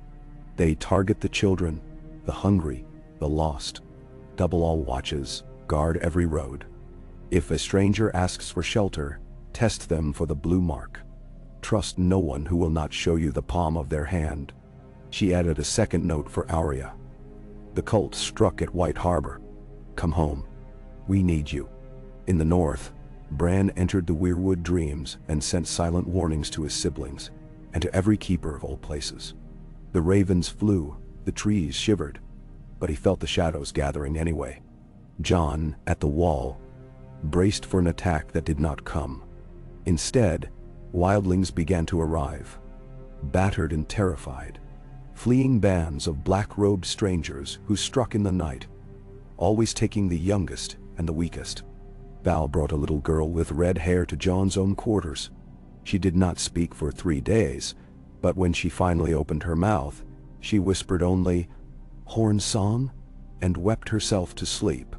Sam began assembling the watched children in the old library, barricading the doors, reading stories and teaching the oldest boys how to sharpen knives and read runes. "We cannot keep them all safe forever," he told Jon, "but we can keep them safe tonight." Jon sent twice as many men to patrol the approaches, and let Ghost sleep at the library threshold. On the 3rd night after the attack, Arya arrived at White Harbor. She found Manderly's men exhausted and angry. The orphanage burned to black skeletons, the smell of scorched grain lingering in every street. She questioned the children who'd survived, pieced together the route the cult had taken, and tracked them through the marshes for 2 days. She found 3 cultists and killed them, but no more children. Each night she slept with her blade unsheathed, eyes wide, trusting nothing except the chill that crawled up her spine. Back in King's Landing, Cersei spent her days sitting court beside Sansa, and her nights pacing her rooms, chainless but restless. She drafted a letter to the Lannister cousins at Casterly Rock, urging them to send food and men south, to accept Sansa's offer of alliance, and to keep the roads clear for northern convoys. She sealed it with her own ring and handed it to Tyrion. "Family will always be family," she said, not quite meeting his eyes. Tyrion bowed slightly. "And exiles may yet find a home, if they remember who feeds them." Each day, Gendry's beacons flashed from hilltop to hilltop, yellow when convoys were on the move, red when trouble struck. When word of White Harbor's losses reached the city, the signals changed. Sansa summoned a council of the city's guildmasters, ordering the creation of safe houses in every quarter, where any child or vulnerable person could seek shelter. Brienne and Lyanna led patrols by day and night, and even Cersei contributed, advising on how to use the old tunnels and secret passages for defense rather than escape. But the Mother of Ravens was not finished. Her agents struck in Bravos, stealing 3 children from the orphans' hospice near the Moonpool. In Pentos, her cultists tried to seize the Bastard's Tower, only to be driven off by the sellswords of the Second Sons. In Old Town, the Citadel's bell rang 3 times as the acolytes found runes scrawled in blue glass in the rookery itself. For each success, there were failures, and the cult's numbers began to dwindle. The townsfolk and city guards were vigilant now. Every port watched, every wagon searched. In the alleys and slums, rumors grew that the Wolf Queen's justice was harsh but fair, that the Horn cult took the children but the wolves brought bread and warmth and hope. The new unity was fragile, but it held. Arya rode south to Winterfell, passing through village after village scarred by fire or fear, but each one marked by Sansa's sign: grain and shelter for all. Justice delivered quickly, wolves and men of the Watch working side by side. At Winterfell, Bran greeted Arya at the gate, his face drawn but eyes keen. Together they walked beneath a heart tree, speaking in low voices.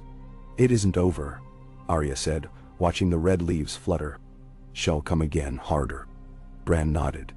"But we've drawn her out. She seeks the horn, but now we know her pattern. She is strongest in darkness and confusion. We will give her light and order."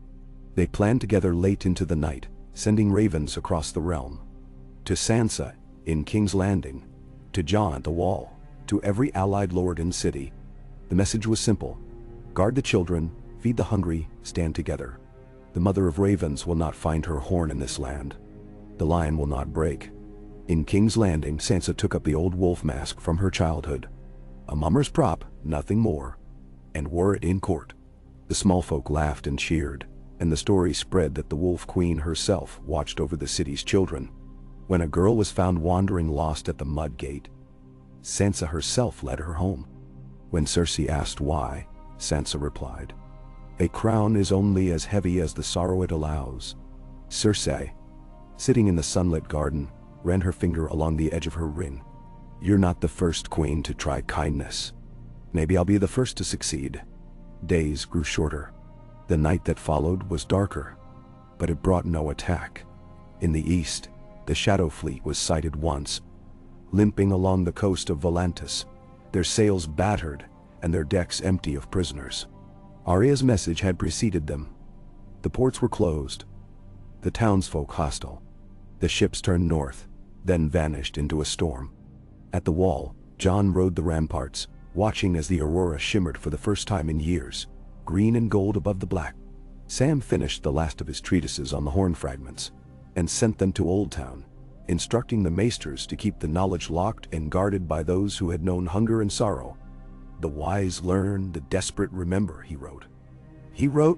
Brienne returned from a tour of the Riverlands with fresh scars and more stories.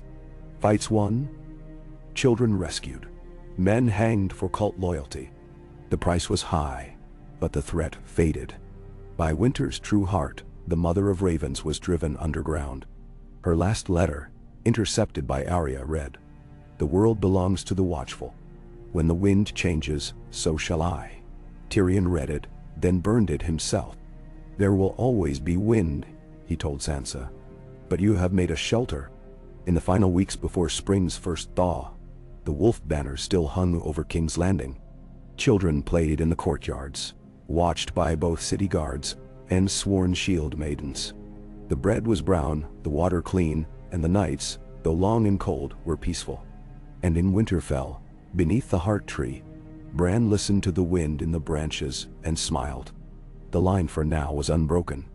The horn slept, and those who ruled did so with care for the living, not hunger for the dead. Yet, all things in Westeros are cycles. Even as peace settled over the realm, distant thunder rolled across the mountains, and old magic stirred beneath the earth. But for this season at least, the wolves ruled, and the children were safe. The rivers of the realm froze, and then thawed and froze again. The cycle of night and bitter morning repeated 1,000-fold. Each change of weather left a different kind of mark. Frost fissures in stone. Dead leaves ground to black paste beneath passing boots, smoke winding from chimney and field pyre alike. Yet the season did not break the North's grip upon Westeros. Sansa Stark's regime had settled into its cold routines. Discipline, order, justice, woven as tightly as woolen cloaks about her city. Bread was distributed by badge and line. Disputes were heard daily, quick and plain. In the muddy lanes, children learned to bow and thank the queen who brought winter's bread and warmth, though many never glimpsed her face. In the private solar of the Red Keep, Sansa spent her mornings poring over ledgers, news, and letters that swept in from all corners of the realm. Each message was a thread in a tapestry she wove daily. Some bright, some dark, some knotted and hidden beneath the pattern. Brienne entered without knocking, as had become her custom. She stood in the firelight, armor off, bearing news from the southern borders. The last of the Shadowfleet's ships was seen burning in the Straits of Tarth, Brienne said. No survivors taken, but the flames burned blue and green. Some say the water boiled with it. Sansa's quill paused mid-word. What of the children? Brienne shook her head. 3 rescued at the docks. The rest? She did not finish. We have more guards now than sailors, and the fishers have been armed. Arya is tracking the cultists eastward, toward the ruins of Summerhall. Sansa's eyes narrowed. And the mother of ravens? Vanished. The people whisper she can fly, or melt through stone, or slip through cracks in the world. But wherever she appears, blue glass and dead birds are left behind. Brienne's voice was grim. She leaves marks, but no trail. Everyone leaves a trail, Sansa said quietly. Even in winter. Brienne nodded. Arya says she'll send word if she finds the mother herself. Gendry's men are forging more spearheads. Lyanna is drilling recruits. The people are afraid, but they listen. They say the North has brought law. If not warmth, at least bread and justice. Sansa set her pen aside. Sometimes I wish for a spring without ghosts, Brienne. Just once, Gur. The knight smiled. A rare thing. You might have to rule a long time before that day comes. Sansa's mouth twitched. I intend to. She dismissed Brienne, then summoned Tyrion and Cersei. The latter arrived late, escorted by a silent Lannister cousin who now served as her personal guard. Cersei wore gray, not red or gold, her hair drawn back simply. Her manner was subdued, but sharpness glinted in her eyes. Any news from the Rock? Sansa asked. Cersei's fingers tapped the table. Kitos reports stability, but hunger grows in the high passes. The lion's mane thins. If not for your convoys, we'd have lost another 2 towns this moon. Tyrion spread a map, pointing to 3 points along the coast. Bravos and Pentos still resist our patrols. Mother of Ravens uses the old Lyseni routes, hopping from island to island, never staying long. Arya's contacts report her purchasing rare poisons and hiring foreign cell sales. She grows desperate, Sansa said. We must not. Tyrion nodded.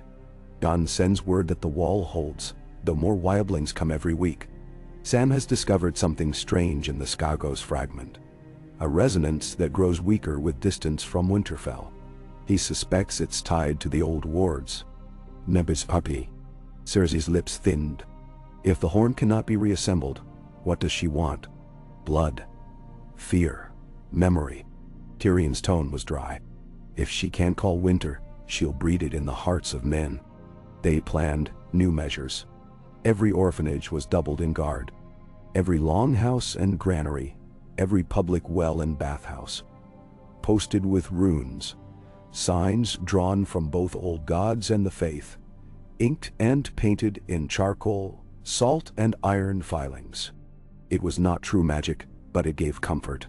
Sansa made sure every garrison and watch station had 3 new banners: Direwolf, Trident, and Kraken for unity. Cersei, after the council, lingered behind. "The mother of ravens reminds me of old Tywin," she said, staring into the fire. "He could turn one death into 100 victories. One famine into fealty." Sansa nodded. "You survived him." Cersei laughed softly. "He survived me too, for a while." Outside the city, the riverlands thawed. Edmure Tully, grayer now and more cautious, presided over courts at River Run. The Blackfish, returned after years in exile, trained young knights in guerrilla war. How to read the wind, how to watch the crows, how to live in woods on root and snow. Edmure's daughter, Mariah, followed her father from court to court, learning the ways of peace as well as war. In the Vale, Robert Arryn's Skyke Knights drove out what remained of the Horn cult's river smugglers. The boy lord had grown taller, if no less anxious, and looked to Sansa for guidance in all things. She sent letters reminding him to listen before he commanded, to watch for trouble in the mountains as well as in the courts. The Vale remained loyal, its harvest safe, and its men prepared to ride at her word. Dorne, under Ellaria Sand and her daughters, flourished. The climate spared them the worst of winter's cold, but not the rumors. Ellaria sent word. One of the mother's agents fled into the deserts, leaving a trail of dead sand snakes. "We ride in pursuit. Send word if you wish their heads or their hearts returned." Sansa replied, "Both, if you find them. But let them speak before you end them. We must know if the horn has truly been lost, or only hidden anew." At the wall, Jon received Sam's newest findings. The horn's resonance, a hum like a heartbeat beneath the skin, grew faint whenever a Stark approached, as if the presence of the linekeeper or the blood of the old kings suppressed its call. Jon stood in the cold, turning the fragment over in his hand. When he pressed it to the weirwood's heart, the hum faded to silence. Ghost, beside him, whined softly. Sam theorized. It may be that the horn's power was always tied to the Starks, used by the first men, then hidden when the wall was built. Perhaps the mother of ravens seeks to end your line for that reason. Without your blood, the horn might sound again. Jon's breath steamed in the air. Then we must outlive her. All of us. Sam's eyes flickered to the horizon. She'll come north again. She always does.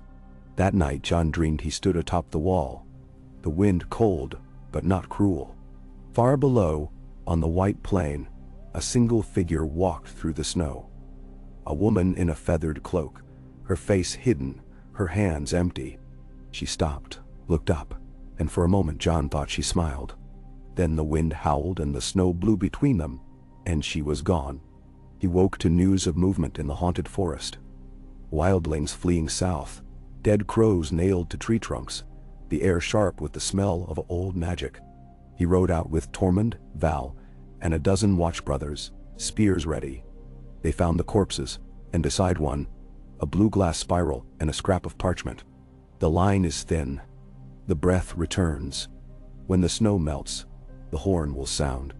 Jon ordered the remains burned. Sam gathered the ashes and buried them in salt and iron, as the old rites prescribed. When they returned to the wall, the wind had shifted to the east. Arya's hunt took her through the abandoned castles of the Stormlands, where she tracked a trio of horn cultists to the ruins of Summerhall. She found them camped in the shadow of the broken tower, chanting in low voices and feeding blue crystals into a copper brazier. Arya watched from the darkness until one turned away from the fire. She struck swift and silent. 1, 2, 3. The last one gasped, blood bubbling from his lips. "We wait for the wind," he whispered. "She comes for the wolf." Arya knelt beside him. "Shall find only teeth." She burned the brazier and scattered the blue crystals, then searched the bodies. One bore a locket with a painted eye, the other, a folded letter. South to the Barrows. The blood of the old kings is needed. Bring the horn or bring the child. Arya rode north at once, sending warning ahead. In King's Landing, spring began to edge out winter. The first green shoots broke through the mud of the riverbanks. The streets thawed, and trade resumed in earnest. Sansa presided over the city's first spring festival since the war. A modest affair, but rich in laughter and hope. The city's children raced wooden wolves and lions through the square, cheered on by mothers and fathers whose voices rose above the echo of fear. Cersei stood at Sansa's side, silent but watchful. That night, Tyrion joined Sansa on the palace balcony, sharing a bottle of Arbor Gold. "You've made them believe in tomorrow," he said, lifting his cup in salute. Sansa smiled. "Tomorrow's easy, Tyrion. It's the day after that's hard." He nodded, then leaned closer. "Are you prepared for the next storm?" "I have to be." Tyrion sipped. "Cersei has grown quieter. Less venom, more calculation. She writes letters in the night." "I know. I read them in the morning." He grinned, then sobered. "She loves her house still, but she's seen the price of hunger and pride. Perhaps that's enough." "Menswan." "Perhaps." Beneath them, the city lights winked, the river shone silver, and for a moment Sansa let herself believe in the peace they had forged. But peace, as always in Westeros, was only a pause between storms.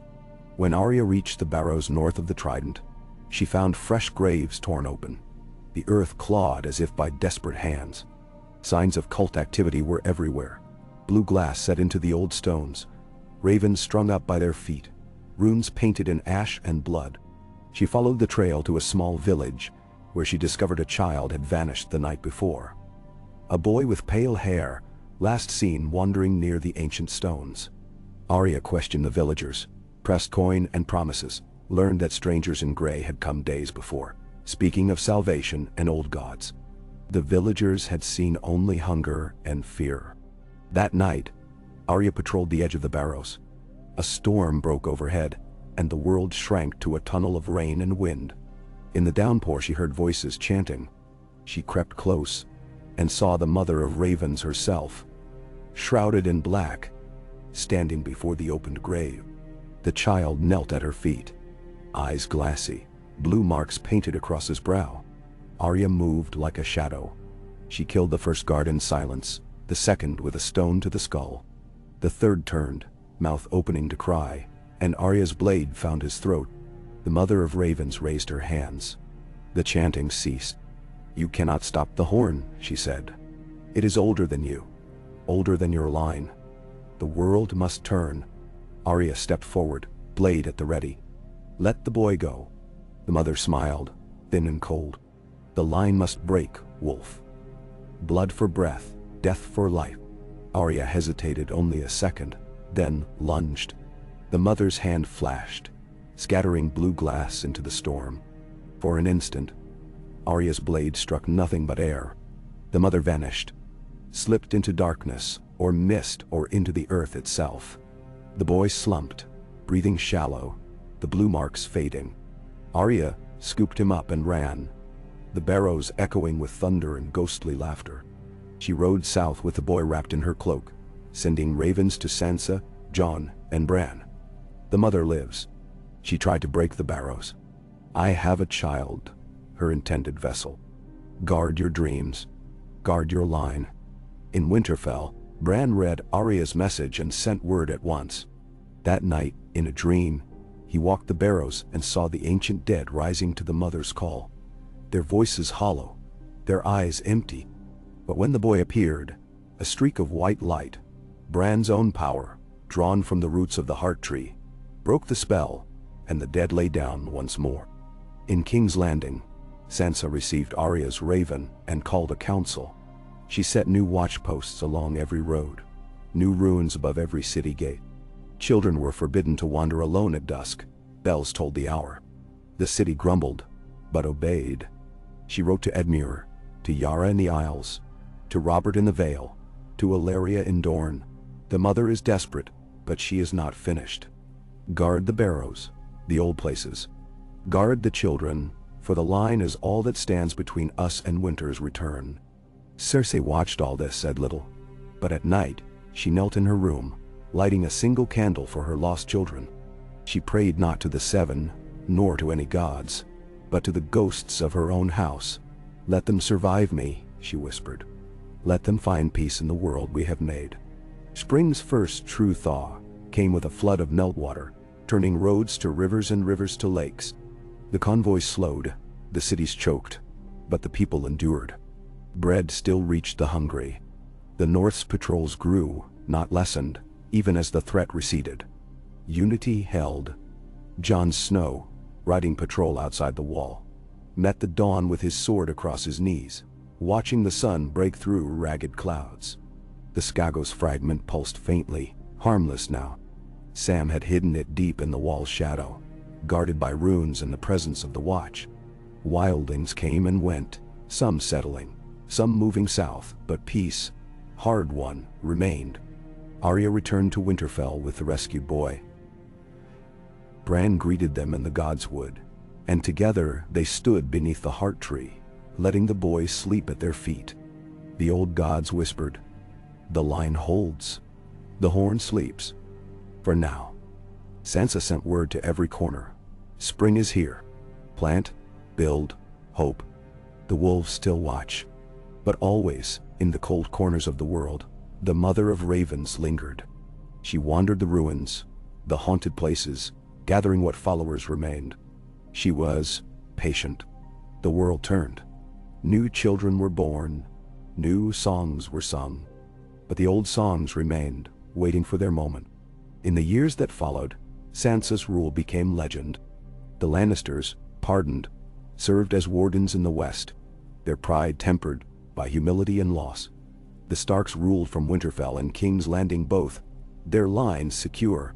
The Riverlands flourished, the Vales soared, Dorne blossomed, the Reach recovered. Even the Iron Islands sent trade, not raiders, south and east. Bran passed into legend, his eyes in every raven, his voice in every wind. Jon became Lord Commander, then Peacemaker, then when the Wildlings chose him, King beyond the Wall. But in truth he always called himself only Jon. Arya sailed east again, her legend growing with each port she touched. But the mother of ravens was never found, not truly. Sometimes in deep winter, a blue glass feather would appear in a doorway, or a black mark on a weirwood root, or a raven would caw 3 times at midnight, and the old would whisper, "She waits." Yet the line held, and for a long while, peace reigned. Children grew in safety, the horn slept, and the wolves of Winterfell watched over a realm reborn. And somewhere, in a forgotten barrow or a drifting dream, the mother of ravens watched the world turn and whispered, "Next time, I will break the line. Next time, the horn will sound." But not today, not for many seasons. Not while the North ruled. The Lannisters learned humility, and hope, hard-won and dearly bought, became the banner beneath which Westeros sheltered through the long, slow spring. A.K. The early years of the Northern reign grew into a long spring that Westeros would remember for generations. A peace edged with steel and marked by the scars of all that had come before. Sansa's rule grew confident, her mornings measured by the regular rhythm of council, court, and quiet walks in the rebuilt Godswood of the Red Keep, a square of ancient trees imported from Winterfell, their red leaves whispering northern secrets above the city's clamor. At the heart of the keep, beneath a lattice of silvered branches, she heard confessions, swore oaths, and pondered the weight of both crown and memory. Children played in the city's squares now, chasing wooden direwolves and shouting for joy under the watchful gaze of shield maidens and veteran guards. Gendry's beacons, once flashing warnings and panic, now lit the night to guide river traffic and mark the start of each market day. The granaries, never empty, held wheat stamped with the wolf's head, and the bakers told every child that the queen herself had ordered the loaf shape. Bread to remember where safety began. Cersei, older now, and bearing the quiet of one who had witnessed the turning of many ages, lived still in the Red Keep. Her hair had faded to silver and gold. She wore gray, her only adornment the ring of her lost house. Each morning, she walked the gallery above the court, and each afternoon helped read the hundreds of petitions sent by small folk, merchants, and lords. Some said she had found peace, or at least a way to outlast her pride. When her brother Tyrion visited, they spoke in low voices, sharp with old affection and the wry humor that could only come from wounds fully scarred over. Tyrion, who had grown stouter with age and wealth, spent his years as Sansa's master of coin, reorganizing debts, overseeing repairs, and serving as the realm's wittiest diplomat. The realm did not forget its shadows.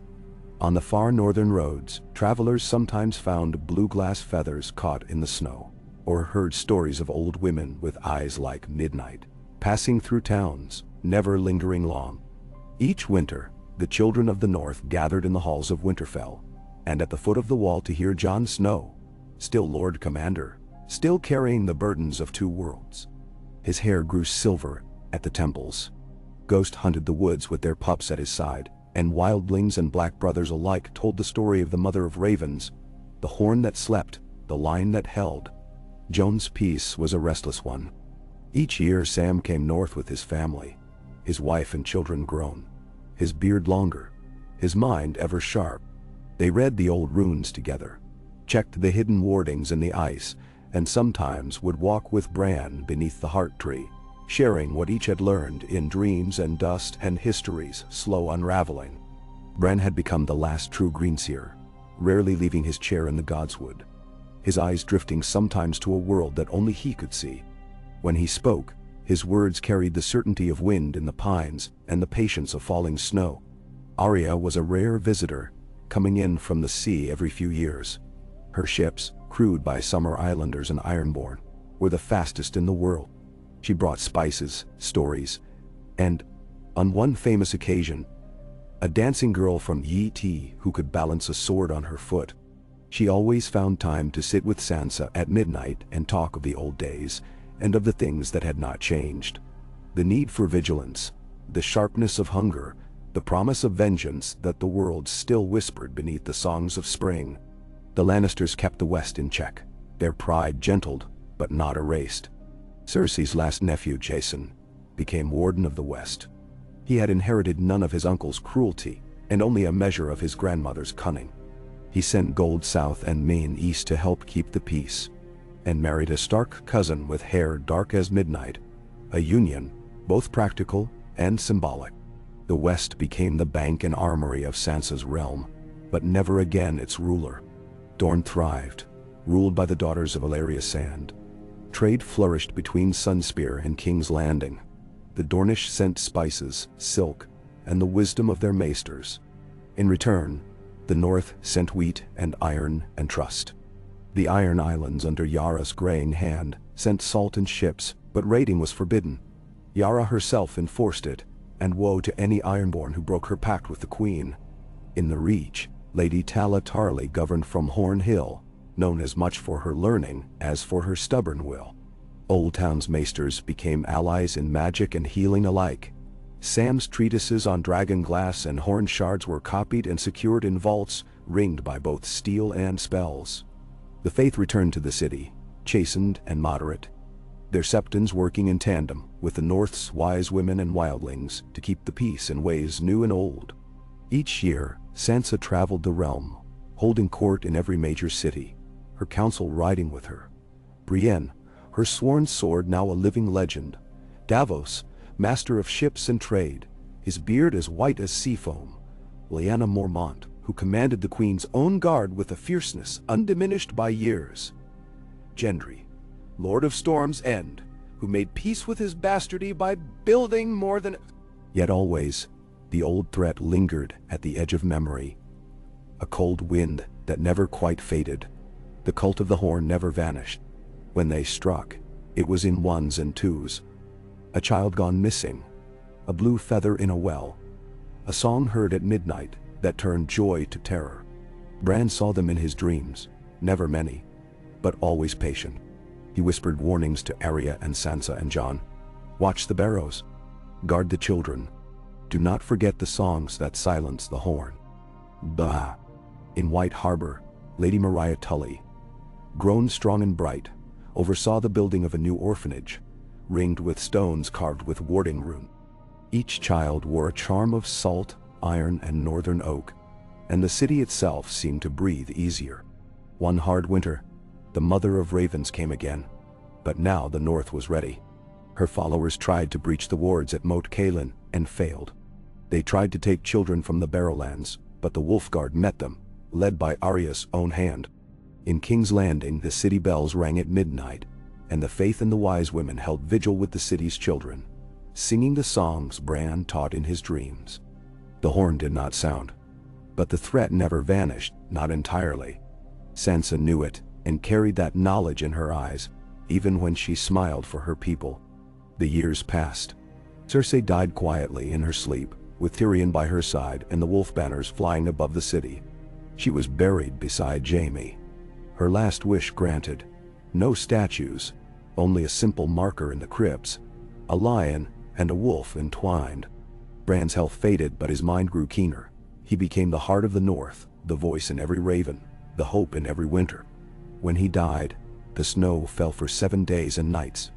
Sansa planted a new heart tree at the Red Keep and named the season after him. Jon Snow was the last to go, walking into the wild with Ghost, never to return. Some said he became a spirit in the snows, watching over the realm as long as the wall stood. Sam, old and half-blind, outlived them all, teaching in the Citadel until his final day. Arya, it was said, sailed west and was never seen again, her name spoken in ports from Asshai to Old Town. Lyanna Mormont led the Queen's Guard until she died defending Sansa from the last cultist's blade, her death a legend to every bear cub and shield maiden. Sansa grew old, her hair pale as moonlight, her wisdom deep as the weirwoods. She named her daughter Queen before she died, passing the crown with hands steady and voice strong. The realm wept, but did not crumble. Children still played in the city's squares, their laughter echoing beneath banners of wolf, trout, and kraken. 100 years after the exile of the Lannisters and the rise of the North, a child born in the alleys of King's Landing found a blue glass feather tucked beneath a paving stone. He took it to the Queen's court, where wise women burned it and marked his brow with salt. The line held. The horn never sounded, though sometimes, in the wind at night, old men and women would say they heard its ghostly echo. Just a warning, never a call. The world turned, seasons changed, and peace, never perfect, always threatened, became its own kind of legend. No king or queen ruled unchallenged, and no magic ever fully slept. But so long as the wolves watched and the line held, Westeros stood, scarred, wise, and fiercely alive. And in that long spring, memory became hope, and hope became home. K.N.G.A. When the 2nd century of the North's rule dawned, the wolf banners still flew over King's Landing and Winterfell. But the realm was a tapestry threaded by centuries of hard-won trust, grief, and fragile renewal. Time had rendered the wars and exiles of the Lannisters into history, sung by bards at harvest feasts, and most children believed the tales of horns and ravens and blue glass feathers were no more real than tales of giants or dragons. Yet the peace endured, stitched together by the cautious vigilance of a dozen generations and the lessons learned when winter nearly claimed the world. The city Sansa Stark had rebuilt was now transformed beyond recognition. The Red Keep rose, but not in the old Targaryen splendor. A sober fortress now, its stones quarried from both north and south, its windows inlaid with simple colored glass instead of gems. The Godswood was the city's true heart, its transplanted weirwood so old that roots burst the soil and cast deep, cool shade on the daily market. There, every morning, children played among the roots, watched by guards whose armor carried not just direwolves, but also the kraken, trout, sunburst, and falcon, banners of the old enemies and new allies who had stitched the land together. The city had changed, and the city had endured. Each decade brought a new Stark to the throne. Most were thoughtful and wary, taught from the cradle that peace was a season, not a birthright. They ruled from King's Landing in spring and summer, from Winterfell when the snows began. They married beyond their own house, binding the north to Dorne, the west, the Riverlands, and the Vale in turn. The court was never without a wildling lord, and the old line of the Night's Watch, never allowed to fade, always held a seat on the Queen's small council. The Lannisters remained exiled from the capital for 3 generations. They rebuilt their fortunes in the west, at first quietly, and then with growing confidence, sending gold, wool, and trained masons for every new city wall and bridge. By the time Queen Marera Stark reigned, the Lannisters were her cousins, and their heirs returned to court as trusted allies, not conquerors. The old oaths were never forgotten, but vengeance faded beneath the press of time and need. In the east, Arya's legend grew into something larger than life. Her name was painted on the prows of fast ships, her likeness carved on signboards in Bravos and Lys. She never returned to settle, but every few years, some ship brought a strange gift for the queen: an obsidian idol, a feathered mask from Et, a bundle of raven's wings painted blue. No one spoke openly of the Horn Cult, but its shadow lingered. Priests of Arlor, wise women from the hills, even maesters from the citadel, all kept silent watch over the barrows and weirwood groves. Each spring, the queen sent word to every corner: guard the line, guard the children, burn the feathers if you find them. Yet the realm was not all shadow and vigilance. Peace brought its own wonders. The canals of Lannisport shone with lanterns, ships sailed east and west, farmers grew wheat and olives where battlefields once lay barren. The north, once a place of exile and dread, sent engineers and healers south each winter, teaching southern children to make ice lamps, snow wheels, and the winter wine brewed from white currants. In the Reach, Lady Tarly's descendants cultivated the world's richest orchards and sent their surplus north, while Dornish wine and silk found eager buyers from White Harbor to the Wall. Each city had its own customs, but all swore fealty to the Starks, not out of fear, but for the bread and justice their reign provided. Once there had been riots at every turn, but now the only crowds gathered for the spring planting festival or the autumn wolf dance, where children wore masks of lion, trout, sun, or wolf, and performed the old stories beneath the stars. But old threats sleep lightly in Westeros. The memory of the Mother of Ravens lived on in children's tales and the wary watchfulness of every new queen. Each autumn, as the days shortened, whispers would run through the city of blue glass feathers appearing at Well's Edge or black-eyed crones passing through crossroads. The Faith and the Maesters claimed these were tricks, the residue of old fears.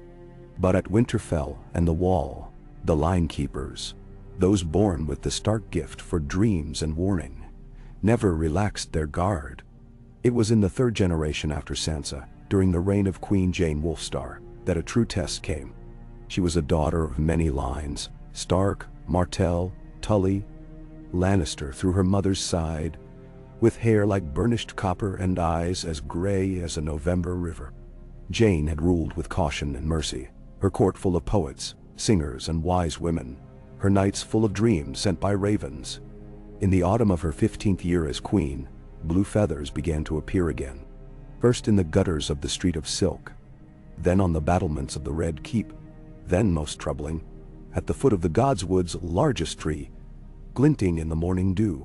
Reports from the Riverlands told of children vanishing at dusk, always the youngest, always the most alone.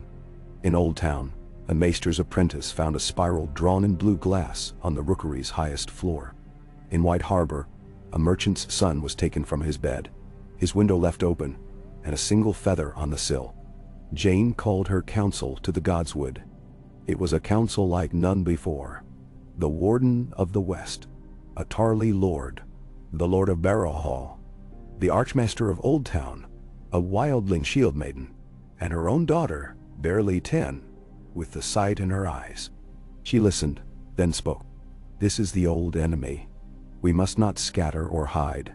Let every city keep its gates shut at dusk. Let every child sleep behind guarded doors. Every temple and sept, every weirwood and inn will hold vigil. We will give her no breath, no blood, no horn." She sent riders north and south, east and west. The barrows of the Trident were circled by armed men. At Winterfell, Every dreamer gathered in the Godswood for 3 nights, sending warnings to every hall and hearth. At the wall, the watch called back rangers and lit every fire. And in King's Landing, Jane herself walked the city at midnight, cloaked in gray, her sword at her hip. Still, 3 more children vanished before the week was out. Each time, the city was scoured. The guards doubled, but the only clue was a spiral of feathers, blue and black. Always found at the scene. Jane grieved, but she did not waver. On the night of the autumn equinox, as storms battered the coast and thunder rolled over the city, a cry rose from the Godswood. Jane and her shield maidens ran, finding her daughter, Mara, standing before the heart tree, her hands stained with blue, her hair blowing wild. "She is here," Mara whispered. "She waits beneath the tree." The roots parted, just enough to reveal a narrow gap. The guards brought torches, and Jane herself led the way, crawling beneath the heart tree's roots, her blade held in her teeth. The tunnel wound downward, cold and damp, until at last she reached a chamber ringed with ancient bones and blue glass. There, in a flickering torchlight, stood a woman clothed in black, her eyes fathomless, her skin as pale as the winter moon. "You have ruled long, Wolf Queen," the woman said, "but winter is patient." Jane rose to her feet, sword at the ready. "You will not have my line." The mother of ravens smiled. "It is not for you to give or to keep. The horn will sound when the line breaks." Jane felt her heart pound, but she did not yield. "My line is not only blood. It is the memory of bread given to the hungry, justice to the wronged. The line is all who stand against you." "Nender, you are brave," said the mother, "but even wolves grow old." Jane looked her in the eye. "We have more teeth than you know." The chamber filled with the whisper of feathers, a cold wind, spiraling upward. Jane closed her eyes and sang the old song Bran had taught the realm. Of spring and hope, of memory and home. The bones trembled, the glass cracked. The mother of ravens shrieked once, the cry echoing from the roots to the spires of the Red Keep. When Jane opened her eyes, the chamber was empty. Only blue glass dust remained, scattered among the roots. She climbed back to the Godswood, her daughter waiting in the dawnlight. "The line holds," Mara whispered. "For now."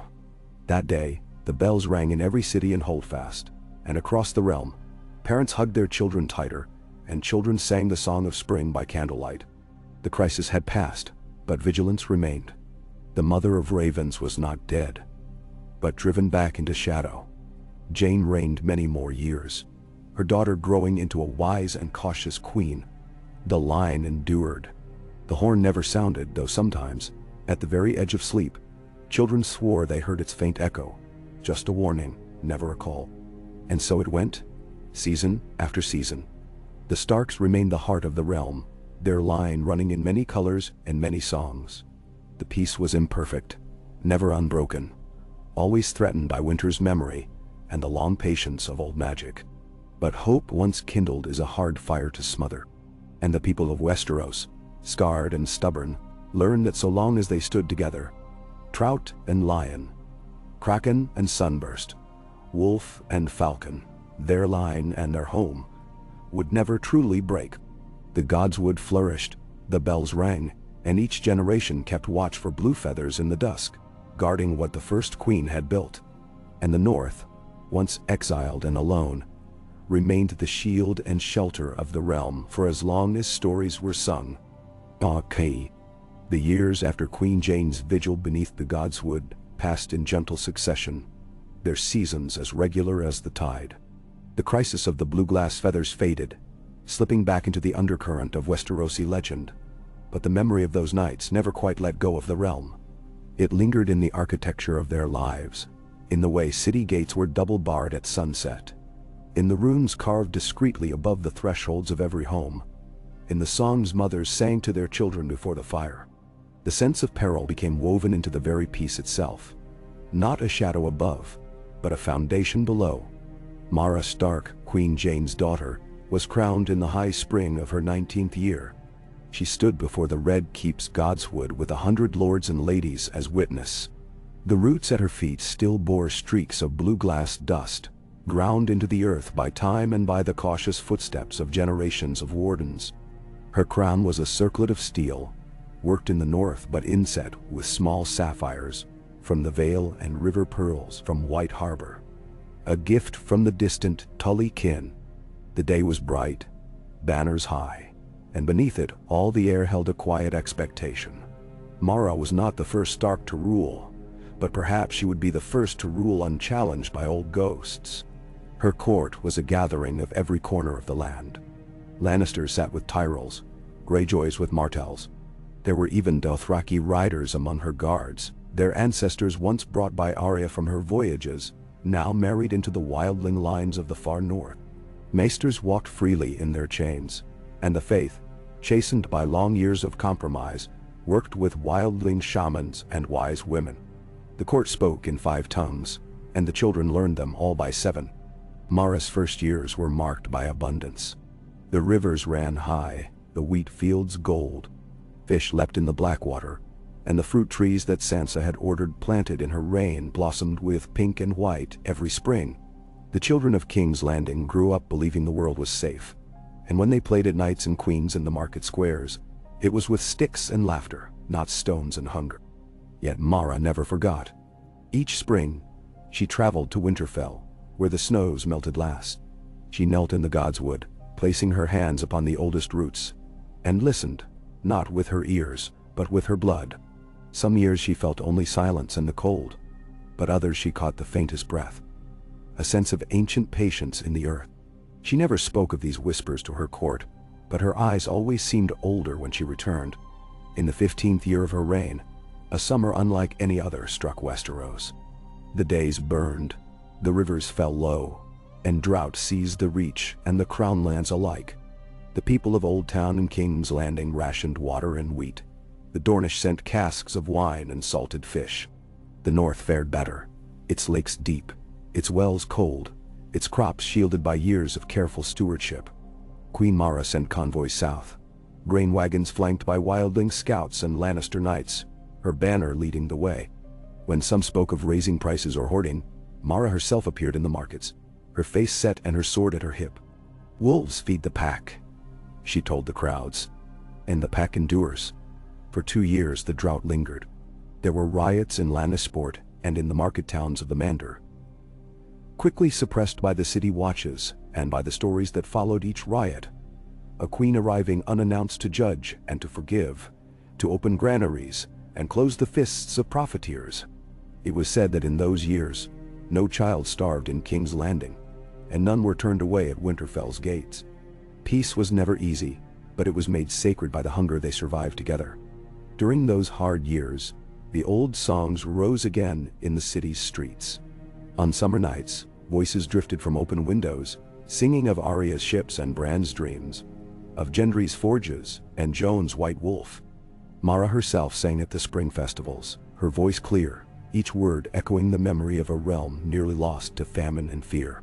Children learned to watch the wells and feed their neighbors before themselves. When the first rains finally broke the drought, the realm wept with relief. But peace, like memory, is never unbroken. When the rivers ran high again and grain filled the warehouses, a new unease began to coil in the alleys of the city. It began with rumors. Shapes glimpsed in the fog, birds falling silent at noon, dreams shared by children who had never met.